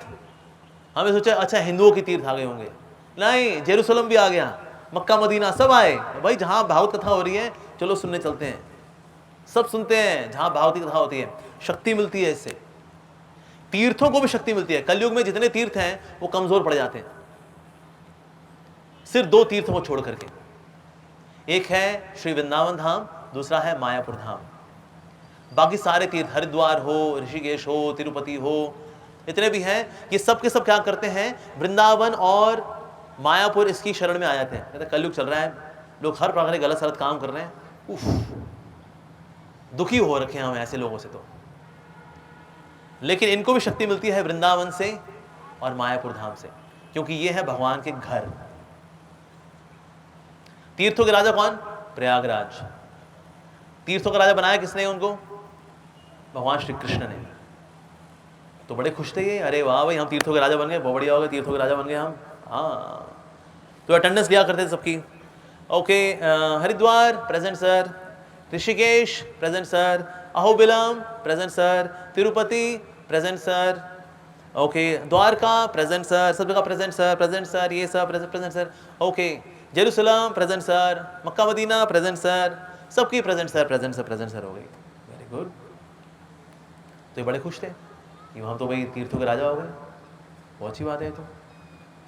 तो नारद मुनि आए प्रयागराज के पास, कहते वो प्रयागराज जी आप तीर्थों के राजा हो गए? कहते हाँ जी, भगवान कृष्ण ने हमको तीर्थों का राजा बना दिया। अच्छा, ये रजिस्टर क्या है? कहते हैं अटेंडेंस, सारे तीर्थ आते हैं, अटेंडेंस मार्क करके जाते हैं यहाँ पर। Very good. अच्छा वृंदावन आया क्या? वृंदावन ये वृंदावन तो अटेंडेंस मार्क करने आते नहीं, उसने बल्कि रजिस्टर में नाम भी नहीं लिखवाया अपना। या फिर कहा कि तीर्थ हो गए राजा, जब वृंदावन आके अटेंडेंस ही नहीं मार्क किया तो ठीक है मैं जाता हूँ कृष्ण भगवान के पास। भगवान कृष्ण के पास पहुंचे प्रयागराज, कहते हैं भगवान वैसे सारे तीर्थ आ रहे हैं, नमस्कार करते हैं, लेकिन ना ये वृंदावन नहीं आता अटेंडेंस मार्क करने के लिए। भगवान ने कहा मैंने तुझे तीर्थों का राजा बनाया है, अपने घर का राजा नहीं बनाया। वृंदावन मेरा घर है, ये मेरे यहाँ मेरा राज चलता है जी। हाँ, तो इसीलिए अगर तीर्थों में भी अगर हम जाएं तो तीर्थों में भी हमें क्या करना चाहिए? श्रीमद् भागवती कथा, श्रीमद् भागवतम का पाठ करना चाहिए।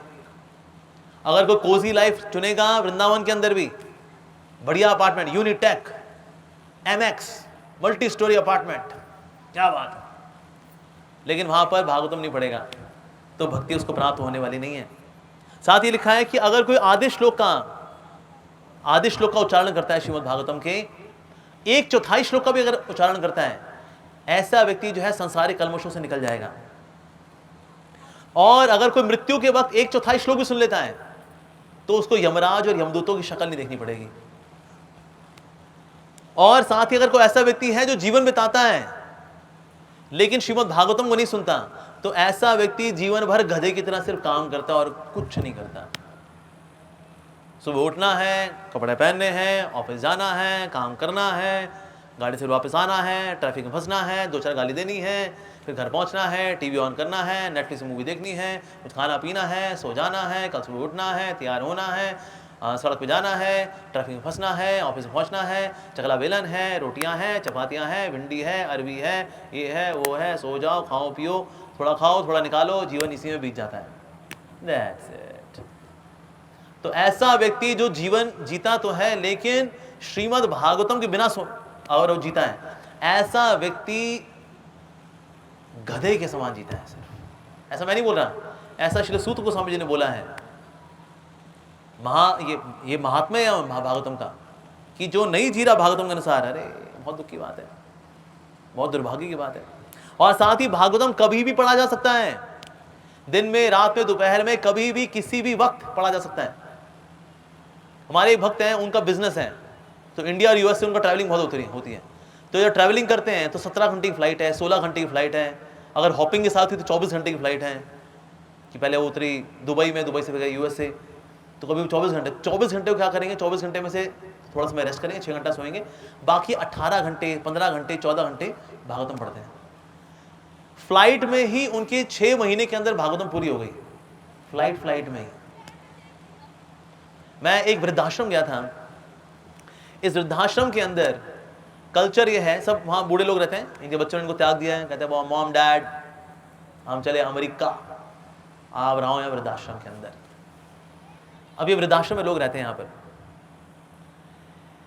पता है इनका रूटीन क्या है? यहाँ इनका रूटीन है, सुबह उठेंगे ये, थोड़ा प्राणायाम, थोड़ा आसन वगैरह करते हैं और नाम जप करते हैं। 1 घंटा मिल करके सब बैठेंगे, 1 घंटा नाम जप करेंगे। उसके बाद फिर 8 से लेकर के, सुबह के 8 से लेकर के, थोड़ा कुछ हल्का फुल्का प्रसाद पा करके, फल वगैरह, 8 बजे बैठते हैं और 8 से लेकर के दोपहर के 1 बजे तक सब मिलके श्रीमद् भागवतम को रिसाइट करते हैं। और ये कर रहे हैं वो पिछले 25 साल से, 5-5 घंटा पढ़ते हैं, कभी कभी शाम को भी फिर एक्स्ट्रा सेशन ले लेते हैं। इस तरह से उच्चारण करते करते, पता है भागवतम कितनी बार पढ़ चुके हैं? एनी गेस, कोई नंबर? कितनी बार पढ़ चुके होंगे हैं जी?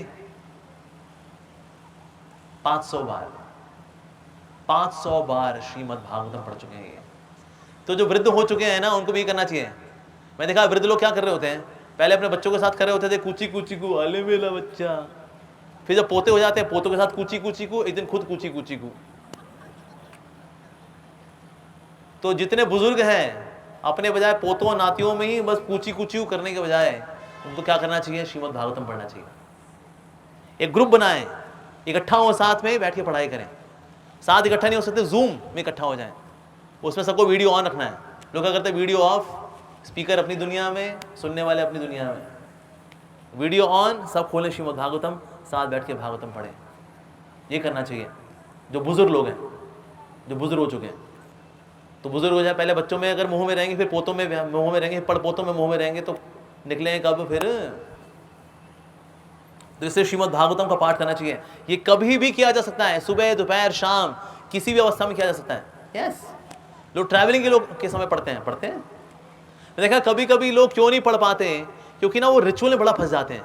देखिए, बड़ा साफ सुथरा होना चाहिए, नहाए धोए होंगे, बिना खाए पिए होना चाहिए, और वो वेलवेट के कपड़े में लपेटा होना चाहिए, उसके बाद कभी खोलेंगे उसको, वो समय कभी आता नहीं। गृहस्थी में तो बिल्कुल नहीं आता। तो इसे भागवतम जो है वो वेलवेट के कपड़े में ही लपटाया रह जाता है बेचारा। जय हो भागवतम की जय हो। 1 2 3 बार कर लिया बस। ये बेचारा कभी ऐसे हो ही नहीं पाता, भागवतम कृपा करने के लिए ना, खुल ही नहीं पाता। तो इसीलिए किसी भी परिस्थिति में श्रीमद् भागवतम को पढ़ा जा सकता है। तो इस प्रकार से जो भक्ति देवी थी वो फिर से रिवाइव हो गई, सुंदर हो गए, श्रृंगार हो गया उनका श्रीमद् भागवतम से। अब जो श्रीमद् भागवतम है, श्रीमद् भागवतम इवन पोएटिक दृष्टि से भी बहुत महानतम है। बल्कि श्रीमद् भागवतम के अंदर जो शब्दों का प्रयोग होता है वो ऐसा प्रयोग है कि बाकी किसी पुराण में वैसे शब्द का प्रयोग कभी हुआ ही नहीं है जैसा उस शब्द का प्रयोग भागवतम में होता है, इवन पोएटिक दृष्टि से। जिन और कुछ ऐसे शब्द हैं जो कि यूनिक सिर्फ भागवतम में ही इस्तेमाल हुए हैं। अगर कोई डिक्शनरी खोलेगा ना तो डिक्शनरी पता क्या आता है, इस शब्द के लिए भागवतम का फला फला श्लोक देखें, कहता है भाई वही श्लोक से तो आया हूं तेरे पास। उस शब्द को समझने के लिए शब्दकोश के अंदर क्या लिखा है, इस शब्द को समझने के लिए भागवतम के फला फला श्लोक में जाएं, तो बंदा फिर श्लोक में आता है, फिर डिक्शनरी में, basically back to square one. यानी वो शब्दों का यूनिक इस्तेमाल श्रीमद् भागवतम में ही हुआ है। और साथ ही उसकी पोएट्री इतनी ऊंची मानी जाती है कि एक बहुत ही विख्यात स्कॉलर हैं, ये श्री वैष्णव में से हैं। इन्होंने सारे वेद, उपनिषद, पुराण इन्होंने कई बार पढ़े हुए हैं, प्रगाढ़ पंडित हैं। लेकिन ये आकर के एक समय हमारे हरे कृष्ण भक्तों आके बोले, कहता प्रभु जी मैं तो सारे वेद, उपनिषद, पुराण इत्यादि पढ़े हुए हैं। ऐसा नहीं वो अपना दिखा रहे थे कि मैं देखो मैं कितना जानता हूँ, जनरली बता रहे थे। लेकिन बोले प्रभु जी एक बात बताऊं, लेकिन जो पोएट्री श्रीमद् भागवतम की है ऐसी पोएट्री ना पहले कभी बनी थी ना कभी बनेगी। ऐसी पोएट्री है श्रीमद् भागवतम की। जो वर्ड्स का यूसेज है इतना अप्रोप्रिएट है कि उसको देख के लगता है कि मतलब ये कोई कवि नहीं लिख सकता है इसको, ये तो भगवान से डिसेंड हुआ है, ये भगवान ने ही किसी के हृदय में प्रकाशित करके बुलवाया है। ये तो चाहे वो सुखदेव गोस्वामी हो, चाहे वेद व्यास जी हो, ये तो भगवान की ही रचना हो सकती है। इतनी अद्भुत पोएट्री है ये। ऐसा श्रीमद् भागवतम। श्रीमद् भागवतम के अंदर कई तरह के मीटर भी आते हैं, श्लोकों के हर तरह के मीटर भी आते हैं उसके अंदर। तो इसलिए भागवतम में मोनोटोनस नहीं है। जैसे भगवद गीता है ना, वो एक तरह के श्लोक चलते हैं उसके अंदर। जैसे जो अनुष्टुप मंत्र जो होता है उसी के अनुसार चलते हैं। सर्वधर्मान परित्यज्य मामेकं शरणं व्रज अहम त्वां सर्व पापेभ्यो मोक्षयिष्यामि मा शुचः। That's it. तो भागवतम कई प्रकार के जो टोन्स होती हैं उनमें चलता है। जैसे कि अभी हमने ये अनुष्टुप मंत्र है, अभी जो हमने मंत्र लिया था श्रीमद् भागवतम का, जो फर्स्ट कैंटो का फर्स्ट अध्याय का पहले अध्याय का दूसरा श्लोक है, वो किस प्रकार से है, वो इस प्रकार से कहा जाता है। धर्म प्रोजित कैतवोत्र परमो निर्मत्सराणां सतां वेद्यं वास्तवमत्र वस्तु शिवदं तापत्रयोन्मूलनम् श्रीमद्भागवते महामुनिकृते किं वा परैरीश्वरा सद्यो हृदयवरुध्यदेत्र कृतभिः शुश्रूषभिस्तक्षणात्। इसको बोलते हैं शांडुल्य। ला ना ना ना ना ना ना ना ना ना ना ना ना ना ना ना ना। तो हर प्रकार के जो मीटर होते हैं उसमें इनका उच्चारण दिया गया है। जैसे एक और होता है, उसको बोलते हैं राजहंसी। जैसे हमने कल एक श्लोक बोला था, वो है तब कथामृतम तप्त जीवनम कवि विरीदितम कल्मषापहम श्रवण मंगलम श्रीमदाततम भुवि गृह्णन्ति ये भूरिदा जना। हंस ऐसे चलता है ना, ऐसे ऐसे ऐसे ऐसे, इसको बोलते हैं राजहंसी मीटर। श्रीमद् भागवतम अलग अलग मीटर में व्यक्त करता है अपने आप को। भगवद गीता में इतने सारे मीटर नहीं है। भगवद गीता के अंदर एक मीटर चलता है, वो है अनुष्टुप मीटर। लेकिन इसके अंदर शांडुल्य मीटर भी है, राजहंसी भी है अलग, और साथ ही प्रोज भी हैं। फिफ्थ कैंटो के अंदर प्रोज भी आते हैं। ऐसा भी है श्रीमद् भागवतम। तो इसलिए भागवतम हर प्रकार के पोएटिक एक्सप्रेशन को लेकर चलता है।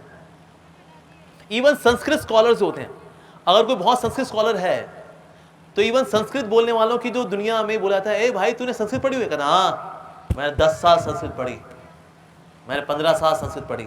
तो उससे पता क्या सवाल पूछा जाता है, क्या तेरे को भागवतम की संस्कृत समझ में आ गई? क्या तू भागवतम की संस्कृत को पचा लिया तूने? बोलता है हाँ वो थोड़ी अभी रहती है। तो Bhagavatam is very in terms of grammar, poetry, word usage, शब्दों का जैसे प्रयोग हुआ उसके अंदर is unique and most exalted, सबसे ऊंचा है। तो वो सोच सकता है ओ इतना कॉम्प्लिकेटेड है श्रीमद् भागवतम। अरे भाई साहब, फिर तो यार मजा बिल्कुल भी नहीं आएगा। यही खास बात है भागवतम की।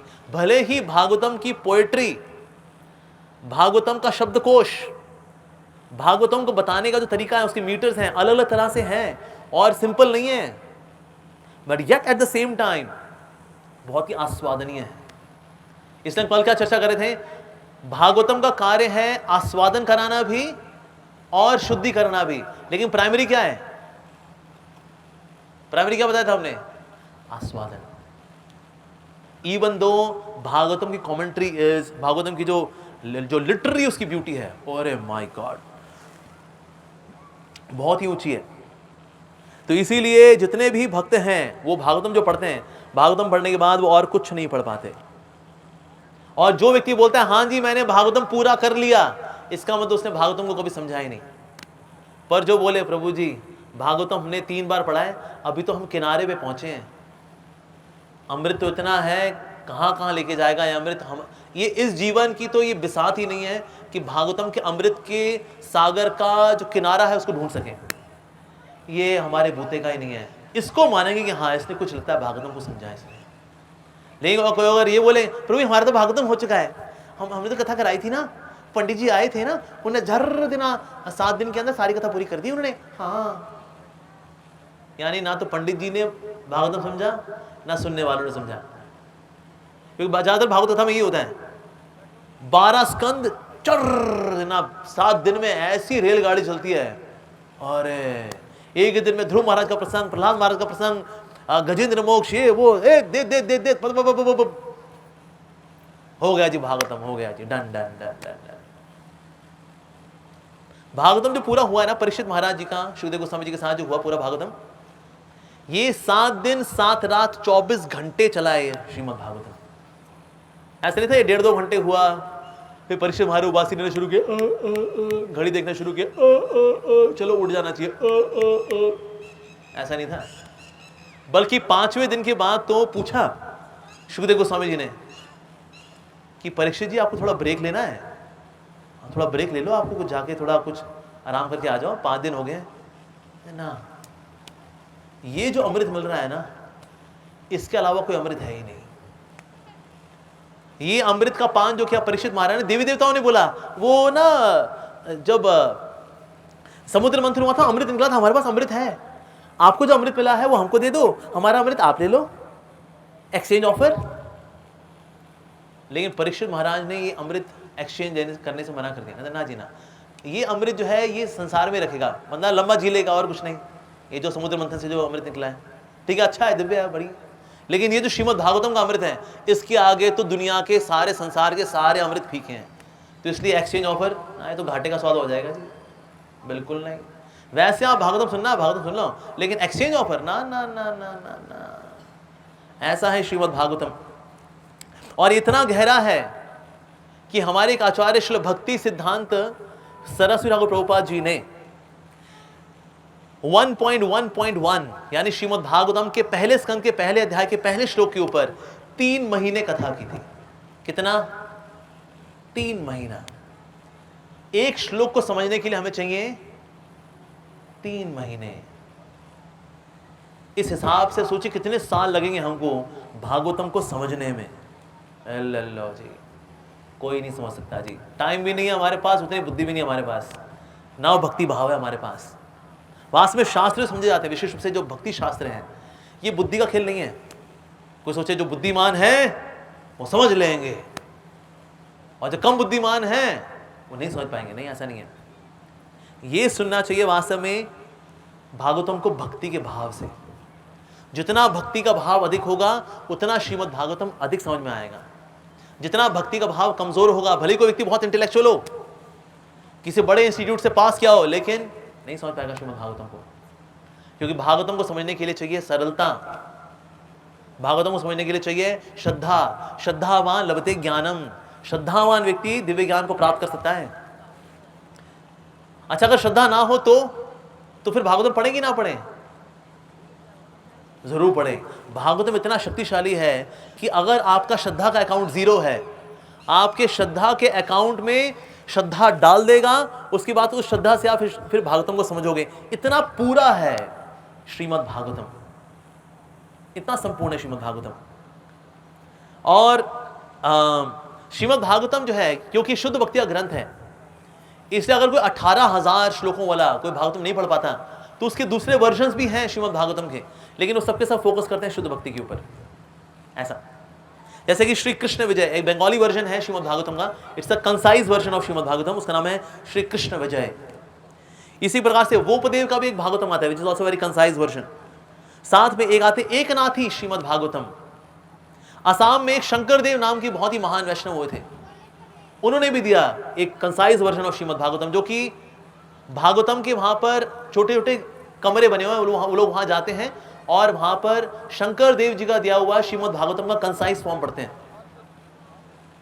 इसी प्रकार से एक और वर्जन है नारायणीयम, जो कि श्रीमद् भागवतम पर आधारित है। तो कई ऐसे ग्रंथ लिखे गए ताकि लोगों, अगर 18,000 पढ़ने का अगर बूता नहीं है, कोई बात नहीं सर, एक कंसाइज फॉर्म में ये पढ़ लो, भागवतम का अवशेष कुछ भी पढ़ लेंगे ना, लाभ मिलेगा। जैसे कि नारायणियम जो है, इसमें से भागवत कथा क्या करते थे, एक बहुत ही महान वैष्णव थे, उनका नाम था पुंदानम। अब ये थे दशम स्कंद पे, दसवें स्कंद में है ये। दशम स्कंद में ना कथा आती है रुक्मिणी और भगवान श्री कृष्ण की, जहां भगवान श्री कृष्ण रुक्मिणी को छेड़ रहे हैं, कह रहे हैं अरे तुमने मेरे से विवाह कर लिया, देखो मैं तो ग्वाला हूं, तुमने ग्वाले से विवाह कर लिया, तुम्हारा मेरा भला क्या मेल, और देखो मेरे तो ये नहीं पता मैं क्षत्रिय हूं या वैश्य हूं, क्योंकि मेरे पिताजी वसुदेव जी भी हैं, नंद महाराज भी हैं, तो मैं वैश्य हूं या फिर मैं क्षत्रिय हूं, ये पता नहीं मेरे तो। और मेरे भक्त देखो सारे भिखमंगे होते हैं, अमीर भक्त होते हैं, शिव जी के भक्त होते हैं, शिव जी के भक्त के पास बड़ा पैसा होता है, लेकिन मेरे भक्त भिक्षुक भिखारी होते हैं। इसे तुमने किससे शादी कर ली, देखो एक ऐसे व्यक्ति से जिसके भक्त भी भिक्षुक हैं, क्या कर लिया तुमने ये, तुमको किसी राजा से शादी करनी चाहिए थी। ये देखो जरासंध है और ऐसे कई राजा हैं, इनसे विवाह करना चाहिए था, दंतवक्र है, शिशुपाल है, ये सब राजा लोग हैं, तुम रानी हो, राजकुमारी को किसी राजा से विवाह करना चाहिए था, तुमने मेरे से विवाह कर लिया, अभी भी देरी नहीं हुई है, चाहो तो मुझे छोड़ सकती हो, चाहो तो उनसे विवाह कर सकती हो। ये भगवान कृष्ण ऐसा बोल रहे हैं उनको। ये सुन के रुक्मिणी जी जो है वो मूर्छित हो जाती है। फिर भगवान कृष्ण उठाते हैं, अरे उठो उठो उठो, अरे मैं मजाक कर रहा था, उपहास कर रहा था, अरे उठो उठो उठो। तो रुक्मिणी जी उठती हैं, कहती हैं आज के बाद कभी ऐसा मत बोलेगा। लेकिन आपने जो बोला ना, लेकिन आपने बिल्कुल सच बोला। आपने ये बोला कि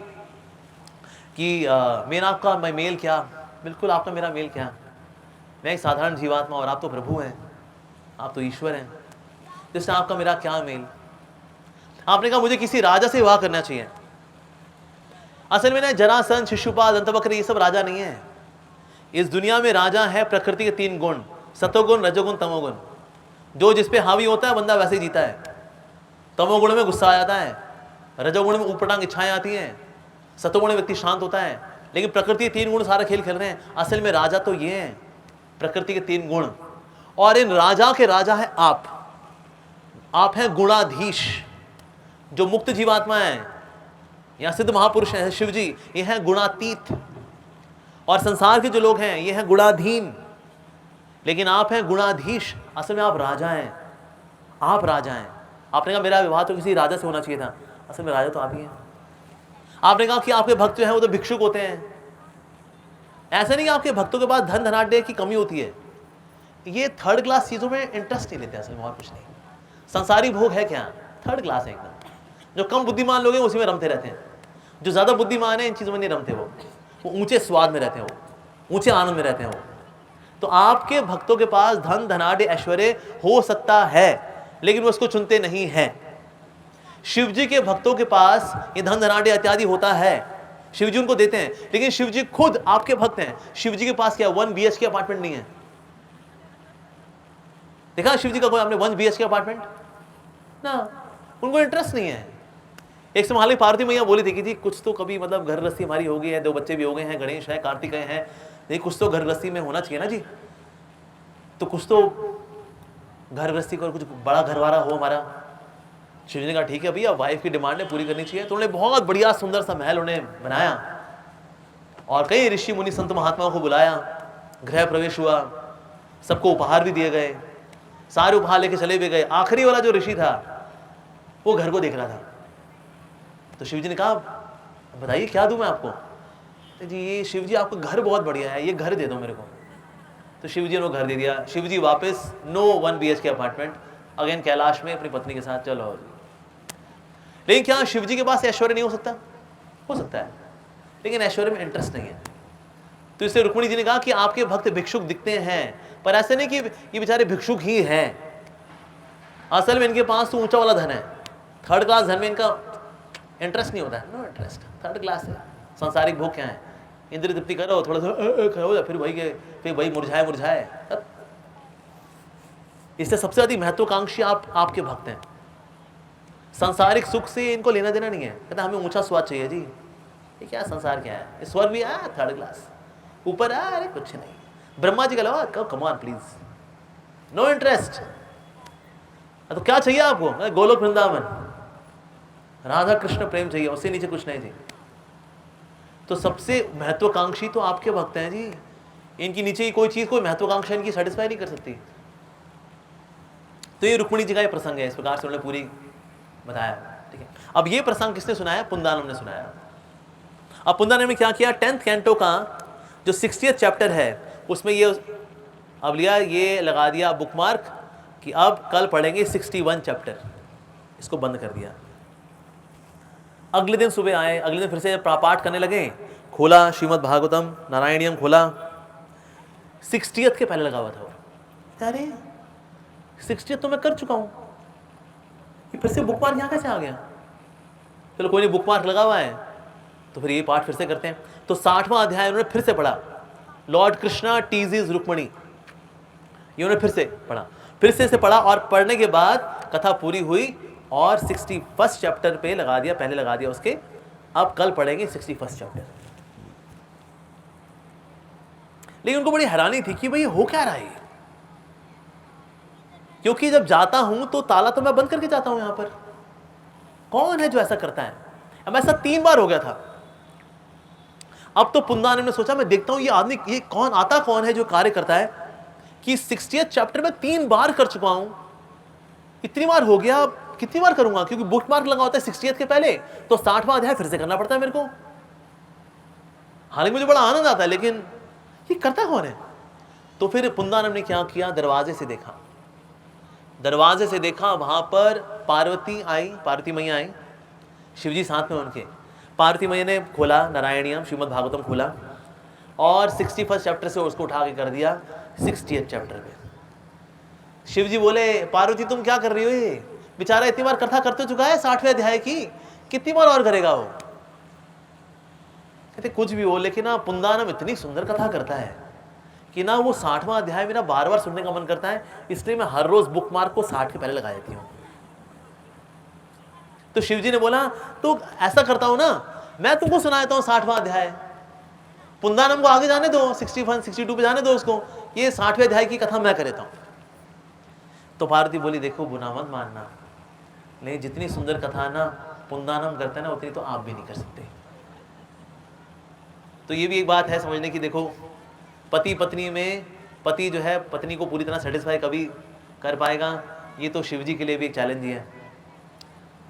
तो उन्होंने बोला मैं तो ये बार बार सुनूंगी। तो इसीलिए जब तक पार्वती मैया की इच्छा थी तब तक पुंदानम ने बार बार 60वें अध्याय की कथा की। पार्वती मैया को भागवतम का एक ही चैप्टर इतना पसंद आया हुआ है, सारे चैप्टर ऐसे ही हैं, नो डाउट सब अद्भुत हैं, दिव्य अलग अलग रसों से भरे हुए हैं, पर यह है श्रीमद् भागवतम कि एक बार पाठ किया, जितनी बार पाठ करें उतना ज्यादा हृदय को में आनंद भरता है श्रीमद् भागवतम।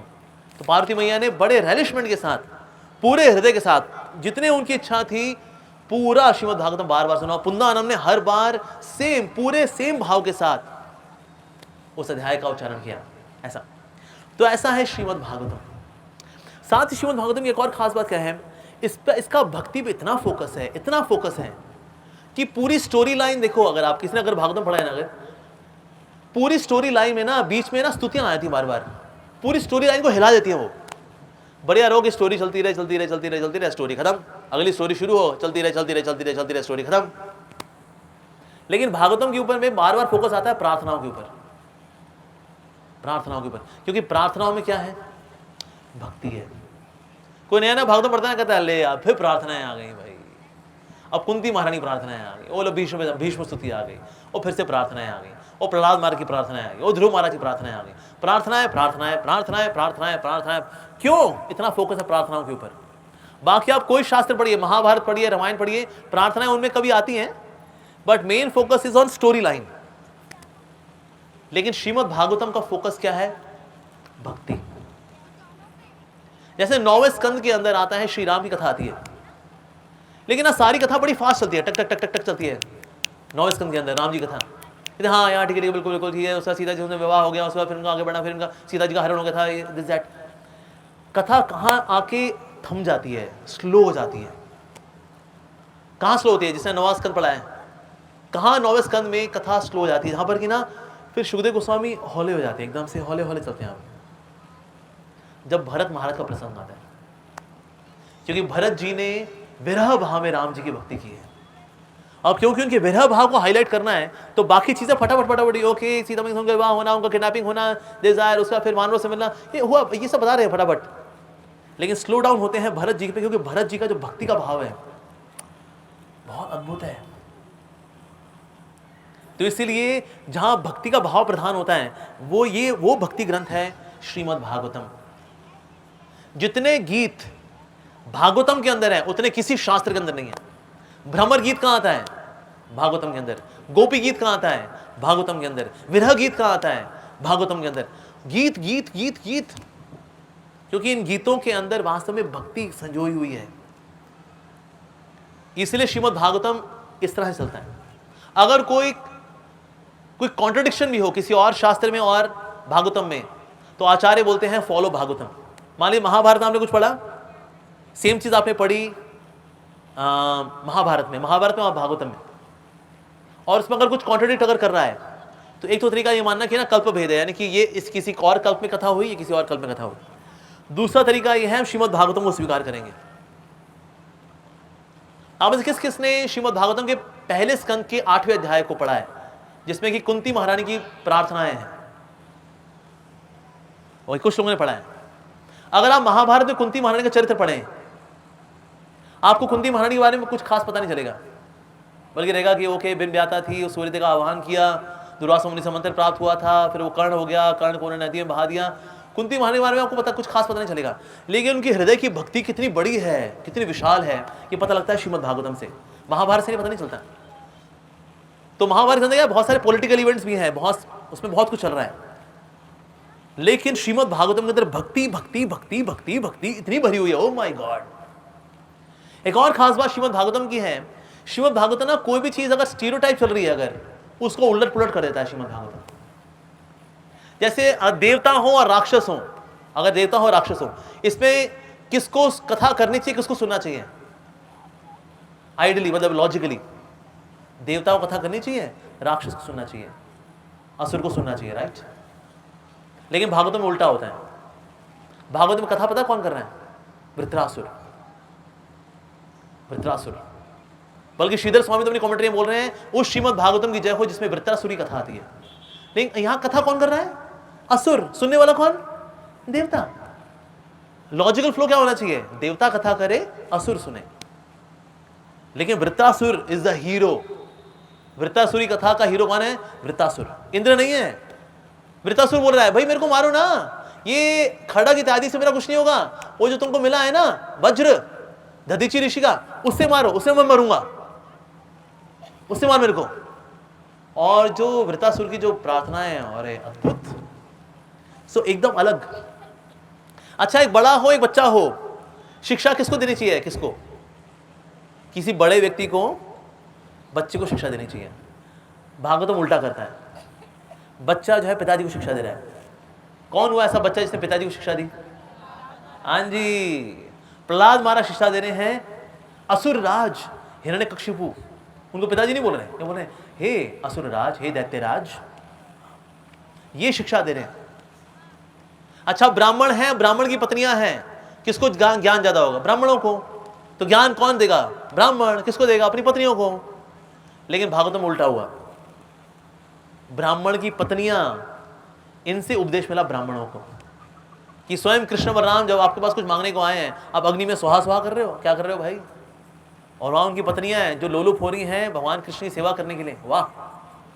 तो यहां ब्राह्मणों ने इंस्पिरेशन ली अपनी पत्नियों से, उल्टा हो गया। ब्राह्मण पत्नियों की इंस्पिरेशन लेनी चाहिए थी अपने पतियों से, राइट? लेकिन भागवतम एक स्टीरियोटाइप जो फ्लो होता है ना, उसको तोड़ देता है, उसके हिसाब से नहीं चलता, उसका एक अपना अलग फ्लो है, उसका एक अपना अलग रस है। ऐसा है श्रीमद् भागवतम। तो इसलिए इसका प्राइमरी फोकस रहता है क्योंकि भक्ति के ऊपर। तो इसलिए सामाजिक कल्चर, सामाजिक एटिकेट्स, इसमें इतना नहीं जाता श्रीमद् भागवतम, भक्ति पे उसका ज्यादा फोकस रहता है। और इतनी अलग अलग प्रार्थनाएं हैं, सब प्रार्थनाओं का अपना अलग अलग फ्लेवर है। बेसिकली उन प्रार्थनाओं के अंदर उस भक्त की भक्ति भाव है जो कृष्ण के साथ उसका कनेक्शन है ना, यूनिक कनेक्शन, एक यूनिक संबंध है भगवान के साथ, वो संबंध निकल के आता है उस प्रार्थना के अंदर। इसीलिए इतनी प्रार्थनाएं भी आती हैं श्रीमद् भागवतम के अंदर। In fact there is one book, prayers from Shrimad Bhagavatam, एक अलग बुक कंपाइल की गई है, इस्कॉन के अंदर मिलती है, ऑफ कोर्स आप चाहें तो बुक भी कर सकते हैं, उसको ऑनलाइन भी अवेलेबल है, प्रेयर्स इन श्रीमद् भागवतम। ऐसा है श्रीमद् भागवतम। तो सारे रसों का बहुत ही सुंदर समन्वय है श्रीमद् भागवतम के अंदर। और भागवतम ही भागवतम पढ़ने के लिए आपको तैयार भी कराता है। पहले 9 कैंटोस अगर कोई पढ़ लेता है, प्रभुपाद जी बोलते हैं ऐसा व्यक्ति मुक्ति की अवस्था तक पहुंच जाएगा। पहले 9 स्कंद, उसके बाद ऐसी मुक्ति के भाव में, ऐसी मुक्त अवस्था में जो वो 10वें स्कंद में जाएगा तो श्रीमद् भागवतम का आस्वादन करें। 10वें स्कंद में क्या है? भगवान श्री कृष्ण की लीलाएं। तो इसे सीधे जंप नहीं लगाना चाहिए 10th कैंटो पे। कई लोग सीधे 10वें स्कंद पे छलांग लगाते हैं कि हम तो जी 10वें स्कंद में छलांग लगाएंगे बाद। हाँ, वहां पर भगवान कृष्ण भगवान की लीलाएं हैं। हाँ, और पहले के स्कंद हमको तैयार करते हैं 10वें स्कंद करने को पे जाने के लिए। जैसे हम भगवान का दर्शन करते हैं, कैसे शुरू करते हैं भगवान का दर्शन? भगवान का दर्शन हम नीचे से शुरू करते हैं, राइट? चरण कमल, फिर जांघें, फिर पेट, फिर भगवान की चेस्ट, भगवान का सीना, उसके बाद फिर भगवान के हाथ, गला, मुख, ऐसे दर्शन ऐसे करते हैं, राइट? इसी प्रकार से श्रीमद् भागवतम भी ऐसे ही पढ़ना चाहिए। लोग पहले 9 स्कंद स्किप कर देते हैं, कहता है वो रासलीला पे सीधे आओ जी, रासलीला है मजेदार लीला। कृष्ण भगवान जी लड़कियों के साथ रात को डांस किए, हमको भी डांस करने को मांगता है। कोई डांस करने को आती नहीं, बात और है, कम से कम कथा ही सुन ले, डांस की बड़ी भाई, और क्या नहीं तो इससे कई लोग हैं रासलीला पे कथा कर रहे हैं, लेकिन भगवान का जो तत्व है वो नहीं बताते। क्योंकि रासलीला सुनने के लिए कई लोग आएंगे, अगर पोस्टर लगाए ना विशेष रासलीला कथा संगीत में, रासलीला कथा, कई लोग आते हैं सुनने के लिए, क्योंकि उससे मनोरंजन तो होता है लेकिन आध्यात्मिक प्रगति नहीं होती। पहले तत्व आएगा फिर लीला आएगी। अगर तत्व के बिना लीला में जाएंगे तो लीला क्या है? कहानियां हैं, दैट्स इट। कृष्ण भगवान थे, बड़े शरारती थे, चुरा के माखन खाते थे। अरे क्या, हम भी चोरी करे खाए, हम चोरी करे खाए, बिल्कुल खाए। और फ्रिज खोलते थे, फ्रिज में पड़ा था गाजर का हलवा, उसमें से हम भी चोरी करे खाते थे, उसको बराबर कर दिया करते थे ताकि सबूत मिटा दो, पालो। चोरी तो हम भी किए, उसमें कौन सी खास बात है जी? कृष्ण भगवान चोरी किए, क्या बड़ी बात? चोरी तो हम भी किए। उनकी गर्लफ्रेंड थी, हमारी भी रही गर्लफ्रेंड, बाद में हमारी शादी हो गई, उसकी भी उनकी भी शादी हो गई थी, सेम है। इसलिए भगवान कृष्ण गीता में कह रहे हैं एवं यो वेति तत्वतः। भगवान को पहले तत्व से जानिए, फिर रस का आस्वादन होगा। नहीं तो भगवान की लीलाएं भी क्या है? कहानियां, बस, दैट्स इट। तो तत्व से जानना चाहिए। तो श्रीमद् भागवतम की खास बात यह है, श्रीमद् भागवतम आपको तत्व में तैयार करता है। 9 स्कंद तक आपको तत्व में तैयार करता है। 10वें स्कंद में तत्व के साथ साथ रस में भी घुसाता है श्रीमद् भागवतम। फिर 11th और 12th कैंटो में आपको प्रैक्टिकल एजुकेशन देता है। कहता है भाई पता लग गया, अच्छा लग गया तुमको 10वें स्कंद तक? जी, बहुत दिव्य आनंद हो गया। तो अब सुन 11th कैंटो। 11वां स्कंद इतना फिलोसॉफिकल है, अरे माय गॉड। उसमें आता उद्धव गीत, बड़ा डीप, बड़ा इंटेंस, बड़ा फिलोसॉफिकल है, वो सिद्धांत से भरा हुआ है। वो कहते पहले ये पालन करो। और 12वें स्कंद में आता है देखो तुम्हारे कलयुग का ये हाल है, उम्मीद क्या है? श्रीमद् भागवतम और हरिनाम संकीर्तन। इस तरह से भागवतम कंप्लीट है। पहले 9 स्कंद में तत्व बताएंगे, 10वें स्कंद में रस में डुबोएंगे। पूरा आस्वादन कराने के बाद जब बंदा पूरा हुए, अरे आनंद आ गया जी, तो सर पहुंचना कैसे है? 11th कैंटो, फिर से सतत्व सिद्धांत, और 12th कैंटो हमारी पोल पट्टी खोल करके रस्सा दिखाते हैं शुद्ध भक्ति का। इस प्रकार से श्रीमद् भागवतम हमको तैयार भी करता है श्रीमद् भागवतम में जाने के लिए। ऐसा है श्रीमद् भागवतम, अपने आप एक कंप्लीट पैकेज है श्रीमद् भागवतम। श्रीमद् भागवतम को कोई भी पढ़ सकता है, कोई भी पढ़ सकता है। जैसे वेद उपनिषद वगैरह पढ़ने के लिए व्यक्ति को पहले ब्राह्मण बनना पड़ता है, चाहे किसी भी जात में जन्म लिया हो, उसका जन्म चाहे किसी भी जात में हो, ऊंची जात नीची जात, व्हाटएवर, हम तो मानते नहीं इसको ऑफकोर्स, पर मान लो किसी भी जाति प्रजाति का है, वो किसी भी बैकग्राउंड का है, यूरोप में पैदा हुआ, अमेरिका में पैदा हुआ, कहीं पर ही पैदा हुआ, अफ्रीका में पैदा हुआ, कहीं पर भी, जापान में, चाइना में, कहीं पर भी हुआ है, चंडाल में जाति में हुआ है, लेकिन जो उसमें ब्राह्मणिकल क्वालिटी आती है, फिर जाके वो वेद उपनिषद कहीं पढ़ पाता है, वो उसको शिक्षा देनी पड़ती है ब्राह्मण बनने के लिए, उसके बाद जाके फिर वो वेद उपनिषद पढ़ पाता है। भागवतम के साथ ये नहीं है, भागवतम कोई भी पढ़ सकता है। आपको जान के बड़ी खुशी होगी, चाइना के अंदर चाइनीज गवर्नमेंट के खुद के पब्लिशिंग हाउस में चाइनीज भाषा में श्रीमद् भागवतम पब्लिश हुआ। ये चीज हम भारत में नहीं कर पाएंगे, भारत में करेंगे तो लोग बोलेंगे देखिए भारत एक सेक्युलर देश है, ये एक धर्मनिरपेक्ष देश है, ऐसे सरकार भागवतम को कैसे छाप सकती है। अरे बांगड़ू भटूरे लोगों, चाइना जो एक नास्तिक देश है, उसके खुद के पब्लिशिंग हाउस ने चाइनीज भाषा में श्रीमद् भागवतम, मल्टी वॉल्यूम श्रीमद् भागवतम, लाल रंग का, हमने खुद ने देखा, उसकी इनॉग्रेशन हुई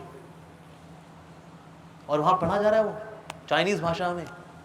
भगवत गीता को भी वहां पब्लिश किया चाइनीज गवर्नमेंट ने।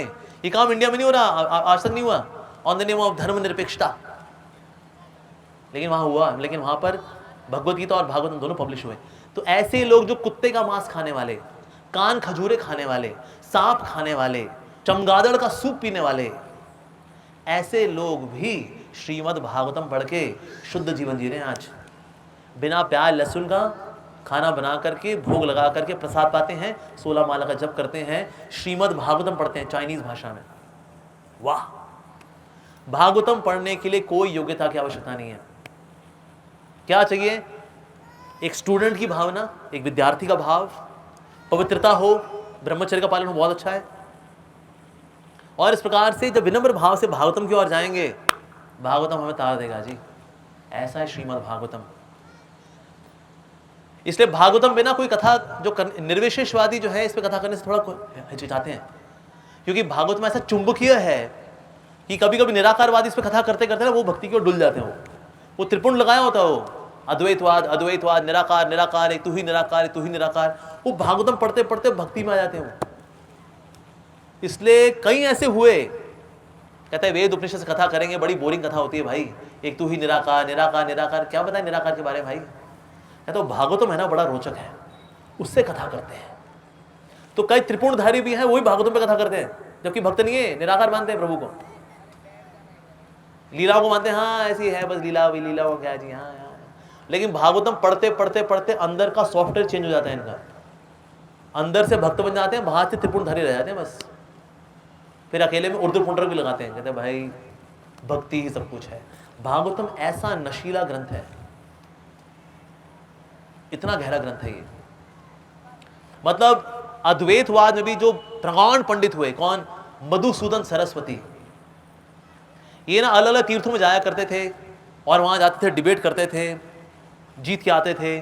जब वापस आते थे वाराणसी तो शिष्य पूछते, गुरुदेव गुरुदेव आप जब वहां गए तो वहां आपका अनुभव कैसा रहा, किस किस से मिले, क्या क्या आपने क्या क्या वहां देखा? तो वहां को बताया करता, अरे हमने वहां ये बताया उनको, प्रज्ञानम ब्रह्म, अहम ब्रह्मास्मि तत्त्वमसि, और क्या ये हुआ वो हुआ। अच्छा, एक समय मधुसूदन सरस्वती आए वृंदावन धाम, और श्री वृंदावन धाम में उन्होंने श्रवण कर लिया श्रीमद् भागवतम का।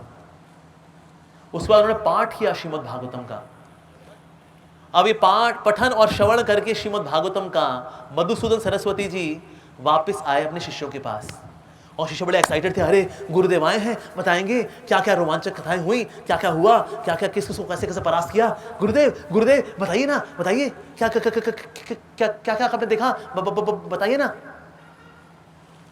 तो मधुसूदन सरस्वती जी ने क्या श्लोक बोला? ये श्लोक बोला, वंशी विभूषित करात, जो वंशी से विभूषित है अपने कर कमलों में, जिन्होंने वंशी को धारण किया हुआ है, नवनीरद आभात, जिनकी आभा जो है नवीन नीरद के समान है। पूर्णेंदु सुंदर मुखात, पूर्ण रूपेण जिनका सुंदर मुख है। अरविंद नेत्राद, जिनकी कमल नयन है भगवान श्री कृष्ण के। पीतंबरात, जिन्होंने पीतांबर धारण किया हुआ है। अरुण बिंब फल, अधरोष्टलाद, यानी कि बिंब जो लाल रंग का जो फल होता है उनके जैसे लाल लाल जिनके होंठ हैं भगवान श्री कृष्ण के। कृष्णात परम किम अपि तत्वम अहम न जाने, कृष्णात परम तत्व, ये परम तत्व है, ठीक है जी। किम अपि अहम न जाने, मैं इसके अलावा मैं तो और कुछ जानता नहीं जी। अभी तक क्या बताते आते थे, परम तत्व है निराकार ब्रह्म, लेकिन ये भी कृष्ण भक्ति के रस में डूब गए। कब? जब इन्होंने सुन लिया श्रीमद् भागवतम वृंदावन जाकर के। तो इससे पहले इनका अनुभव था कि मुझे ब्रह्मानंद का अनुभव हुआ है, ब्रह्मानंद ब्रह्मानंद, लेकिन रस का अनुभव नहीं हुआ था। तो मधुसूदन सरस्वती जो कि अद्वैतवाद की कोई हल्के बुल्के नहीं है, ये Madhusudan Saraswati is the champion of Advaitavad. ये भी अद्वैत को छोड़ करके भक्ति में रम गए। और क्या बोले, जो वंशी को विभूषित किए हुए हैं, जिनकी आभा मक्खन के समान और बड़ी तीव्र है, दिव्य है, अद्भुत है, बड़े सुंदर जिनका मुख है, जिनके अरविंद नेत्र हैं, पीतांबर धारण करने वाले, बिंब जो फल होता है उसके लालिमा को अपने होठों में धारण करने वाले, वो कृष्ण जो परम तत्व हैं, इसके ऊपर का कोई तत्व मैं तो जानता नहीं हूं। ये बोले कौन? मधुसूदन सरस्वती जी। वाह! तो इसीलिए बड़े बड़े दिग्गज भी अगर ऐसे हुए तो वो भी भक्ति में आ गए भागवतम की वजह से। जबकि एक ऐसा सिंगल एग्जाम्पल नहीं कि किसी ने भागवतम पढ़ा हो बाद में अद्वैतवादी हो गया हो, निराकारवादी हो गया हो, ना जी ना। क्योंकि ये है परम रस, ये है रसबालयम, ये रस का आलय है, ये है श्रीमद् भागवतम। तो इसीलिए अगर कोई भागवतम तक आ जाता है तो जी ये तो फिर तो गलितम फलम, ऐसा तो फिर और कुछ है ही नहीं। तो इस प्रकार से मधुसूदन सरस्वती, श्री सुखदेव गोस्वामी, चतुष कुमार, ऐसे बड़े बड़े परमहंस श्रीमद् भागवतम को रैलिश करके यहीं अटक गए। जो पहले निराकार में स्थित थे, निराकार का साक्षात्कार कर चुके थे ऐसे। तो इससे जितने निराकारवादी हैं इस दुनिया के अंदर, उनको प्रेरणा लेनी चाहिए कि जी जो आपके आचार्य रहे हैं ना, ये बाद में आ गए क्या? कृष्ण की ओर आ गए, ये भागवतम के रस में इतना डूब गए। तो इसलिए अगर कोई निष्कपट भाव से, श्रद्धा के भाव से भागवतम की शरण में आएगा, निश्चित रूप से अद्वैतवाद जो कि सही है हालांकि, लेकिन दिव्यता की ओर जाने का सिर्फ पहला कदम है, लेकिन अल्टीमेट नहीं है। पहले कदम के बाद फिर दूसरा, तीसरा, चौथा कदम रखेगा, आगे बढ़ेगा और फाइनली रस के अंदर डुबकी लगा पाएगा, श्रीमद् भागवतम के अंदर डुबकी लगा पाएगा। अगर कोई बहुत इंटेलेक्चुअल व्यक्ति है तो इसकी पोइट्री में रम पाएगा और पोइट्री में रमते रमते रस की ओर आगे बढ़ जाएगा। ऐसा है श्रीमद् भागवतम। इसलिए भागवतम जो है बिल्कुल ऐसा है, मानो इससे जो भी रस आपको चाहिए ये आपको रस देगा श्रीमद् भागवतम।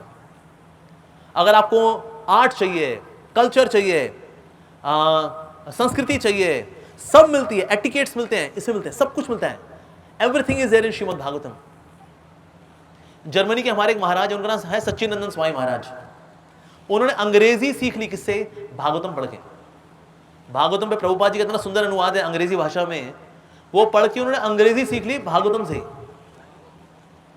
तो इससे भागवतम जो है वो अपने आप में पूर्ण है। जैसे भगवान श्री कृष्ण संपूर्ण है, अखिल रसामृत मूर्ति, उसी प्रकार से श्रीमद् भागवतम पूर्ण है, अखिल रसामृत मूर्ति। अब कृष्ण भगवान तो एक्सेसिबल नहीं है हमारे लिए, तो कौन एक्सेसिबल है?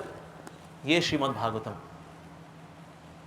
जिस दिन आपके जीवन में भागवतम आ जाता है उस दिन से आपका सर्वोच्च मंगल होना शुरू हो जाता है, आपका भागवतम के आने से। तो इस प्रकार से ये श्रीमद् भागवतम, इसमें शक्ति है कि भगवान श्री कृष्ण हमारे चित्त में स्थापित कर दे। कथाओं को, तत्वों को लेकर के ऐसे चलता है श्रीमद् भागवतम। तो अगर कभी समझ में ना भी आए अगर, तो भी क्या करना चाहिए? हमें भागवतम की शरण में जाना चाहिए। भागवतम ही हमें सिखाएगा कि भागवतम में कैसे जाना है। विशेष रूप से भागवत पुरुष जो चलते फिरते भागवतम हैं, ऐसे भागवत पुरुष हमको बताएंगे भागवतम में कैसे डुबकी लगानी है हमें। लेकिन जैसे एक नदी के किनारे खड़े होकर कोई तैरना नहीं सीखता, उस तरह से भागवतम के बगल में पड़े रह करके कोई भागवतम को नहीं सीख सकता। भागवतम तो सागर है, इसमें डुबकी लगानी चाहिए। प्रेम का दरिया है, डूब के जाना है। ऐसा है श्रीमद् भागवतम। तो आज हमने श्रीमद् भागवतम के ऊपर उनकी महिमा के बारे में गान किया। कल से हम भगवान कपिल की जो शिक्षा है यानी कपिल गीत, इस पर चर्चा करेंगे।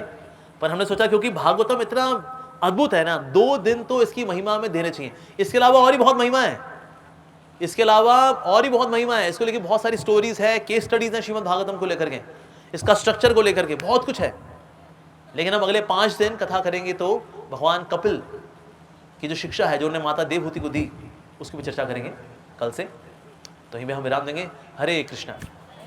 किसी का कोई प्रश्न है तो प्रश्न पूछ सकते हैं।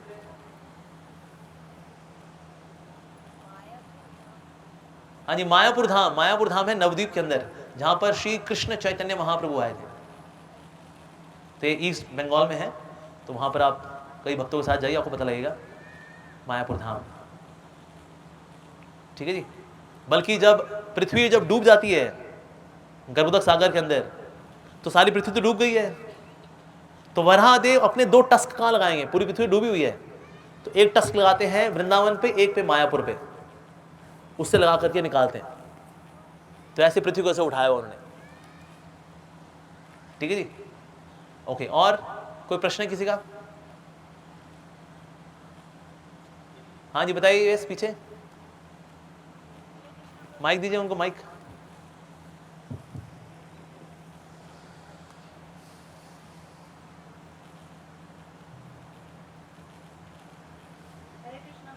हरे कृष्णा।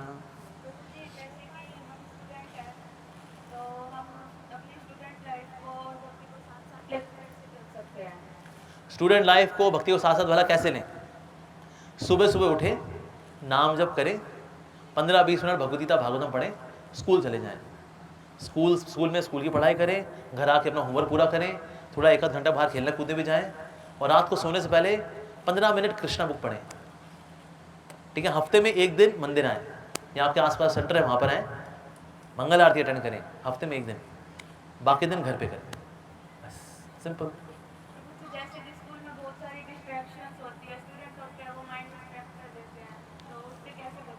देखो स्कूल में भले ही कम सहेलियां हों चलेगा, बजाय कि बहुत सारी असत संगति हो, इससे बढ़िया है 1-2 सहेलियां हों लेकिन वो ठीक ठाक हो। मानो भक्त नहीं भी हैं वो, लेकिन कुछ 1-2 तो होती है ना पढ़ने लिखने वाली, सीधी सादी होती हैं।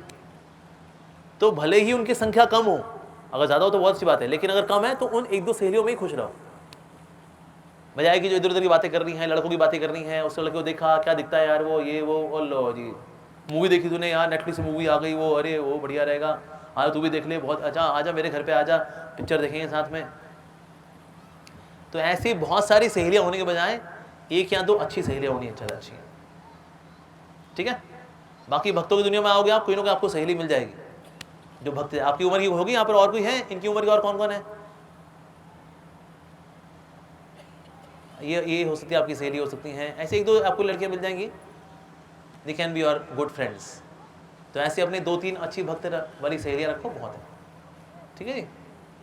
हरे कृष्णा। और कोई प्रश्न किसी का? हरे कृष्णा प्रभु जी। हाँ जी हरे कृष्णा, बताइए जी। अलग अलग संप्रदाय हैं, उसका मुझे कुछ नहीं ज्ञान है। हाँ जी, अलग अलग संप्रदाय हैं, 4 प्रामाणिक संप्रदाय हैं, बाकी इधर उधर तो कई संप्रदाय खुले हुए हैं अपने अपने। ये 4 प्रामाणिक संप्रदाय हैं। एक संप्रदाय है श्रीपाद धनामृताचार्य जी का, एक है श्रीपाद मध्वाचार्य जी का, एक है विष्णु स्वामी जी का, और एक है श्रीपाद निम्बार्काचार्य जी का।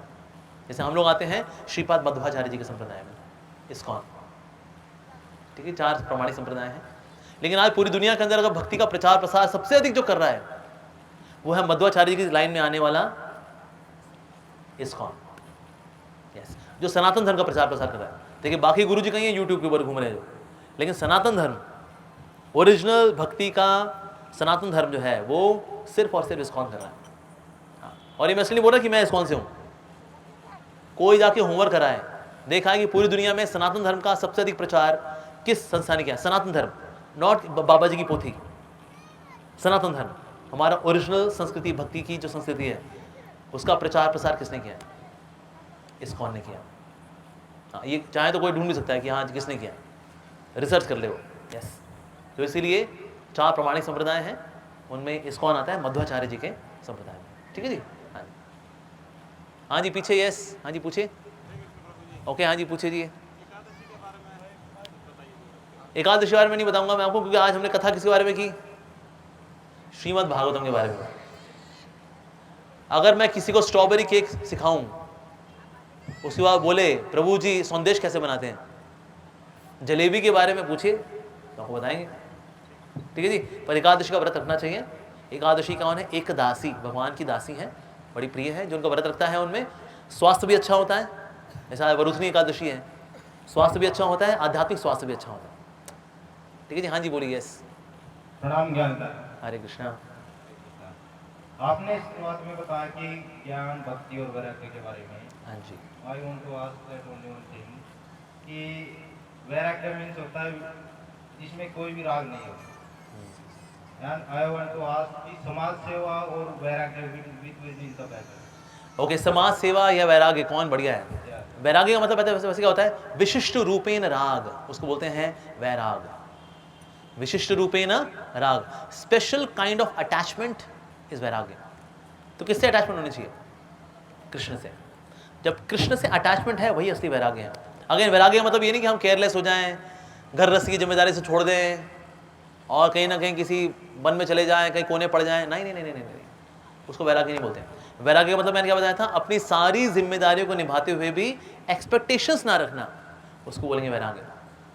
लेकिन वैसे इसका मीनिंग क्या है? विशिष्ट रूपेण राग, भगवान से विशेष रूप से जो राग होता है उसको बोलते हैं वैराग्य। अच्छा, समाज सेवा अच्छी है या वैराग्य अच्छा है? कि हमने घर बार तो छोड़ दिया, ये यहाँ समाज में रहकर समाज का भला करें। अब समाज सेवा को लेकर क्या है? एक होता है शरीर वाली सेवा, जैसे हमने गरीब को खिला दिया, ठीक है, कुछ गरीब लोग थे उनको आपने खाना खिला दिया, उनको कपड़ा दे दिया, अनाथ आश्रम में गए आपने सेवा कर दी, ये अच्छी बात है, लेकिन ये अधूरी है। क्यों? क्योंकि व्यक्ति आज भी जन्म मृत्यु के चक्कर में है। जैसे मान लो एक बच्चा है, वो यहाँ रो रहा है, एक एटीट्यूड आप उसको इग्नोर करें, हैं रोते रहे, हमने घर देखेंगे बच्चे को देखेंगे, हाँ नहीं, तो एक तो ये एटीट्यूड है। दूसरा एटीट्यूड है, आपने कहा बच्चा रो रहा है, मैंने कहा अरे बेटा आप रो रहे हो, ये लो चॉकलेट लो बेटा, कैडबरीज की चॉकलेट, हाँ ले मेरा बच्चा। आपने चॉकलेट पकड़ाई, आप चले गए। जब तक बच्चे ने चॉकलेट खाई वो चुप, चॉकलेट खत्म, फिर रोना चालू। ये है सेकंड ऑप्शन। तीसरी ऑप्शन, आप बच्चे से पूछें बेटा आप ऐसे रो रहे हो, आपके मम्मी पापा कहाँ पर हैं? मेरे मम्मी पापा वो ब्लूमिंगडेल में ना कथा सुनने के लिए गए हुए हैं। तो हम बच्चे को लेकर क्या है, माता पिता से यहाँ मिला दिया। यह है तीसरी ऑप्शन। तीनों में से कौन सा बेस्ट है जी? बताइए कौन सा है बेस्ट है? मुझे तो कौन सा ही ये तीनों बेकार है। मतलब बच्चे को माता पिता से मिलाना भी बेकार है, माता पिता नहीं मिलाना चाहिए था उसको। मार्केट में वो घूमता फिरता रहता, वहाँ कोई कसाई उसके टुकड़े टुकड़े करके उसको मीट खिलाया था किसी को, ठीक था वो? तो ये तो होता ही रहेगा। ये ठीक सही रह गए? वाह जी पूरे वाह, विश्व में हो रहा है। तो ये सही है ना? नहीं, किस चीज का दुख दूर करेंगे? नहीं नहीं, वही तो बता रहा हूं। देखो अगर बच्चा रो रहा है तो 3 विकल्प है आपके पास, इसको इग्नोर करना, दूसरा उसको चॉकलेट खिलाना, तीसरा उसको उसके माता पिता से मिला देना, और माता पिता उसकी देखरेख कर लेंगे। बताइए इनमें बेस्ट कौन सा है? Third one. सब तो थर्ड ही बोल रहे हैं, आप थोड़ा और दिमाग लगाओ अपना। Third one is best one. इस तरह से अगर दुनिया में अगर कोई दुखी है, एक तो उसको इग्नोर करें, क्या जी दुनिया दुखी रहे, हम घर गृहस्थियां देखें, इनके रोने पिटने देखें हम, हाँ नहीं तो एक तो ये एटीट्यूड है। दूसरा, आपने समाज सेवा कर दी, आप रोज खिलाया पिला दिया उनको, लाओ जी भाई थोड़ा कपड़ा लत्ता दे दो गरीबों को, जब तक ये था बढ़िया, लेकिन जब आप चले गए, जब ये सब नहीं रहा, फिर से संसार के दुख चालू है। टेम्परेरी सॉल्यूशन बेस्ट है, उसको माता पिता से मिलाना। संसार में जितने दुखी लोग हैं उनको उनके माता पिता से मिलाना। हमारे माता पिता कौन है आध्यात्मिक रूप से? श्री श्री राधा कृष्ण। मानव को माधव के नजदीक लेकर के आना, यह सबसे बड़ी समाज सेवा है। ठीक है जी, मानव को माधव के पास लेके आना। कई बार लोग बोलते हैं मानव सेवा ही माधव सेवा है, तो हमने मानव की सेवा कर दी, बस ये माधव की सेवा होगी। नहीं जी, मानव की सेवा होती है, माधव की सेवा माधव की सेवा होती है। लेकिन मानव की नंबर 1 सेवा कौन सी है? मानव की नंबर 1 सेवा है कि मानव को माधव के नजदीक लेके जाए, भगवान श्री कृष्ण के नजदीक लेकर के जाए। ये सबसे बड़ी समाज सेवा है। बाकी सेवा करना अच्छा है, लेकिन वो टेम्परेरी है, टेम्परेरी सोल्यूशन है वो। जैसे अगर पिंपल निकल आए, एक तरीका है कि आप उस पर लगाए क्लीन एंड क्लियर, पिंपल गायब। ये पिंपल फिर यहाँ से निकल आएगा, फिर यहाँ आपने लगा दिया अल्ट्रा क्लैरिसेल, यहाँ से पिंपल गायब, फिर यहाँ से निकल आया। तो ये सॉल्यूशन है, लेकिन एक टेम्परेरी सॉल्यूशन है। समझदारी वाला सॉल्यूशन क्या है? आप गए आयुर्वेदिक डॉक्टर के पास, उसने कहा देखिए खून गंदा है आपका, खून साफ करिए अपना। जब तक खून साफ नहीं होगा ये पिंपल निकलते रहेंगे। आप यहाँ तो नीम का जूस पीजिए, यहाँ साफी पीजिए। अब साफी कड़वी तो लोगे लगेगी, लेकिन खून तो साफ उसी से होगा, पिंपल गायब तो उसी से होंगे। हमेशा परमानेंट इलाज के लिए तो खून साफ करना पड़ेगा। तो दुनिया में जो समाज सेवा हो रही है वो अल्ट्रा क्लेरिसिल है, क्लीन एंड क्लियर है, पिंपल गायब, लेकिन समस्या बनी रहती है। यहाँ से ये समस्या हटी, दूसरी समस्या, ये समस्या हटी, तीसरी समस्या लगी रहेगी। तो समाज सेवा अच्छी है, लेकिन वो टेम्परेरी है। इसलिए परमानेंट सॉल्यूशन क्या है? हृदय की शुद्धि। जिस तरह से साफी से और नीम का जूस पी करके खून शुद्ध होता है, उसी प्रकार से श्रीमद् भागवतम का ज्ञान बांट करके हृदय शुद्ध होता है, मन शुद्ध होता है। जब मन शुद्ध होगा, संसार के दुख तो अपने आप ही निकल जाएंगे जी। हम दुखी किससे हैं जगत के अंदर? संसार में दुख का सबसे बड़ा कारण क्या है? मन। मैंने लोगों के पास देखा, लोगों के पास धन है, ऐश्वर्य है, वैभव है, पॉपुलैरिटी है, पावर है, पोस्ट है, पोजीशन है, खूबसूरती है, जमीनें हैं, क्या क्या नहीं है उनके पास, बस एक चीज नहीं है, खुशी। और ऐसे लोग भी हैं जिनके पास ना धन है, ना ऐश्वर्य है, ना वैभव है, ना पावर है, ना पोस्ट है, ना पोजीशन है, कुछ नहीं है उनके पास, लेकिन एक चीज है, खुशी। खुशी है उनके पास। यानी कि खुशियों का चीजों से लेने देना नहीं है। लेकिन दुनिया में लोग खुशी ढूंढते हैं चीजों में। इससे समाज सेवा में भी क्या करेंगे, क्या बांटेंगे? चीजें। सिर्फ चीजों से ही खुशी मिलेगी। चीजें चाहिए, ऐसा नहीं है, शरीर का भरण पोषण करने के लिए 2 वक्त की रोटी चाहिए, चाहिए, बिल्कुल चाहिए। नहीं कोई सोचे इसी में सब कुछ है, नहीं। तो समाज सेवा अक्सर लोग शरीर की तो सेवा कर देते हैं, लेकिन अंदर आत्मा की सेवा नहीं करते। कोई डूब रहा हो और मैं उसे कपड़े बचा लाऊं, लेकिन बंदा डूब जाए, क्या बचा लाया, क्या बचा? कहते कपड़े बचा ले, कपड़े बचा लिए, अब बंदा कहता बंदा डूब गया, फायदा क्या? तो लोग कपड़े की सेवा कर देते हैं। ये क्या? प्रोटीन का कपड़ा। समाज सेवा के नाम पे प्रोटीन के कपड़े की सेवा तो कर देते हैं। इसको दवाई देंगे, खाना, कपड़ा, लत्ता, एजुकेशन, फला ढिमका। सर वो अंदर जो बंदा है जिसने इस शरीर को लिया हुआ, धारण किया हुआ है, कहता वो तो डूब गया संसार में, वो भवसागर में डूब गया। तो ऐसी समाज सेवा क्या है? वो असल में समाज सेवा इतनी है नहीं। तो इसलिए श्रीमद् भागवतम को बांटना, ये हरिनाम संकीर्तन को बांटना, ये है नंबर 1 समाज सेवा। क्योंकि इससे अज्ञानता नष्ट होती है। अज्ञानता नष्ट होगी तो आपका मन चंगा हो जाएगा। जब आपका मन चंगा हो जाएगा तो संसार ही उतार चढ़ाव, लाभ हानि, सुख दुख, गर्मी सर्दी, यश अपयश, ये द्वंद्व आपको सताएंगे नहीं। क्यों? क्योंकि आपका मन चंगा हो गया। तो इसलिए लोगों की तन की सेवा से ज्यादा जरूरी क्या है? उनके मन की सेवा। और मन की सेवा होती है अध्यात्म से, भक्ति से। तो इसलिए भक्ति देना ये नंबर 1 सोशल वर्क है। तो आपको सवाल पूछा था, वैराग्य ज्यादा जरूरी है या समाज सेवा? समाज सेवा। पर कौन सी समाज सेवा? मानव को माधव के नजदीक लाने की जो सेवा है, ये नंबर 1 सोशल वर्क है। इसके साथ अब बाकी सोशल वर्क करें, अच्छी बात है। जैसे इस्कॉन भी खाना खिलाता है, हम भी प्रसाद बांटते हैं।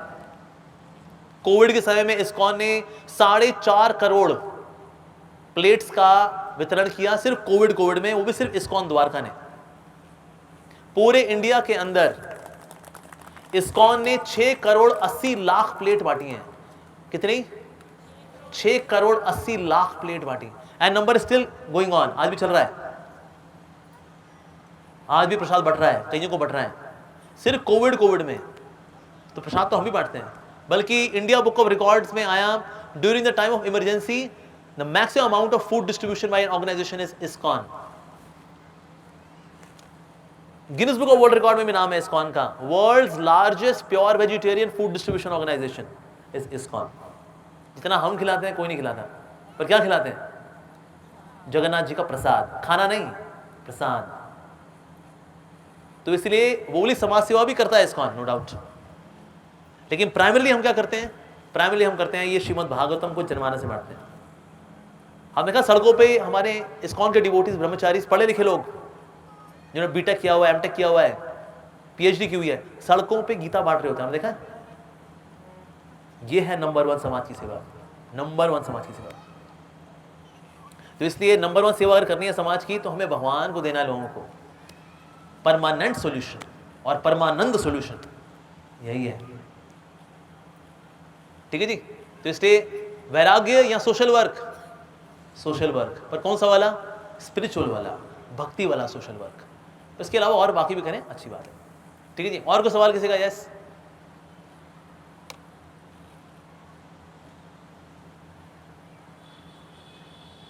ठीक है, प्रसाद का समय हो गया वैसे ना। हाँ ठीक है जी। लेकिन आप सुने, इतने धैर्य से सुना, ये बहुत अच्छी बात है। देखिए होता क्या है, श्रवण का भी स्टेमिना होता है। जैसे भागने दौड़ने के वक्त हमारा एक स्टेमिना होता है, कहते हैं जी यहाँ से ना मैं इस ग्राउंड के ना एक चक्कर लगा लूंगा मैं, लेकिन ना अगर एक बंदा पिस्तौल लेके खड़ा हो, कहता है नहीं 2 चक्कर, दूसरे चक्कर में ना आपकी जान निकल जाएगी। लेकिन 2-3 दिन बाद ना आपका स्टेमिना कितना बन जाएगा? 2 चक्कर का। उस तरह से जैसे श्रवण की मान लो किसी को आदत हो आधा पौना घंटा, हमने ले लिया आपका 2 घंटा, कहता है तो बीच में कईयों की हवा फुस हो जाती है, कहता है बस भाई प्रभु जी तो चले जा रहे, चले जा रहे, चले जा रहे, चले जा रहे, अरे चले जा रहे हैं। लेकिन सुनते सुनते होता क्या है, हमारा स्टेमिना श्रवण का फिर 1.5-2 घंटे वाला ही हो जाता है, राइट। तो इसीलिए श्रवण करना चाहिए। वैसे तो क्या बताया गया, सदा सेवा सदा सेव्या, श्रीमद् भागवती कथा। नहीं सदा तो नहीं कर पा रहे, कम से कम 1.5-2 घंटा तो कर ही ले। लेकिन आप लोगों ने बड़े धैर्य से सुना। लेकिन धैर्य सुनने के साथ साथ मैं रिक्वेस्ट करूंगा, आप लोग कॉपी पेन भी लेकर के आया करिए। इसलिए नहीं कि मैं कथा कर रहा हूँ मेरे को इज्जत देने के लिए, कि अमोघ लीला प्रभु की ईगो सेटिस्फाई हो जाएगी उससे, मेरी ईगो के लिए नहीं, आपके खुद के कल्याण के लिए। आप नोट्स बनाइए, नोट्स बनाते वक्त उसके बाद प्रसाद में जब आप अब इकट्ठे बैठेंगे ना, अगर या घर में इकट्ठे बैठे, सब अपने कॉपी पेन लेके आप बैठेंगे कि मैंने ये सुना था, ये सुना था, ये सुना था, इसकी सही अंडरस्टैंडिंग क्या है। ऐसे 15-20 मिनट, आधा घंटा चर्चा करिए, तो भागवतम का आपको पूरा लाभ मिलेगा। तो इसलिए क्लास में जब भी आए तो पेन पेपर के साथ आए। पेन पेपर नहीं ला पाए, अपना मोबाइल फोन खोलिए, उसमें मेमो की ऑप्शन होती है। देखा हमने मेमो की ऑप्शन देखी अभी? नहीं देखी ऑप्शन। एक नोट पैड भी होता है आपके मोबाइल फोन के अंदर। जो बटन वाले फोन है उस पर लिखा होता है मेमो, जो स्मार्टफोन है उस पर लिखा होता है नोट्स या नोट पैड। उसको खोलिए, उसको टाइप करके नोट्स बनाइए। लेकिन नोट्स बनाने चाहिए, नोट्स बनाएंगे तो ही तो आप उसके ऊपर फिर और आत्मनिवेशन कर पाएंगे, कॉन्टम्पलेशन कर पाएंगे। ठीक है जी। श्रीमद् भागवतम की जय, जगत गुरु श्रील प्रभुपाद की जय, आप सभी भक्तों की जय। ताय गो प्रेमानंदे, हरि हरि हरि हरि बोल। हरे कृष्णा। हरे कृष्णा। आप हरि भक्तों से एक निवेदन है कि कथा का समय जो है वो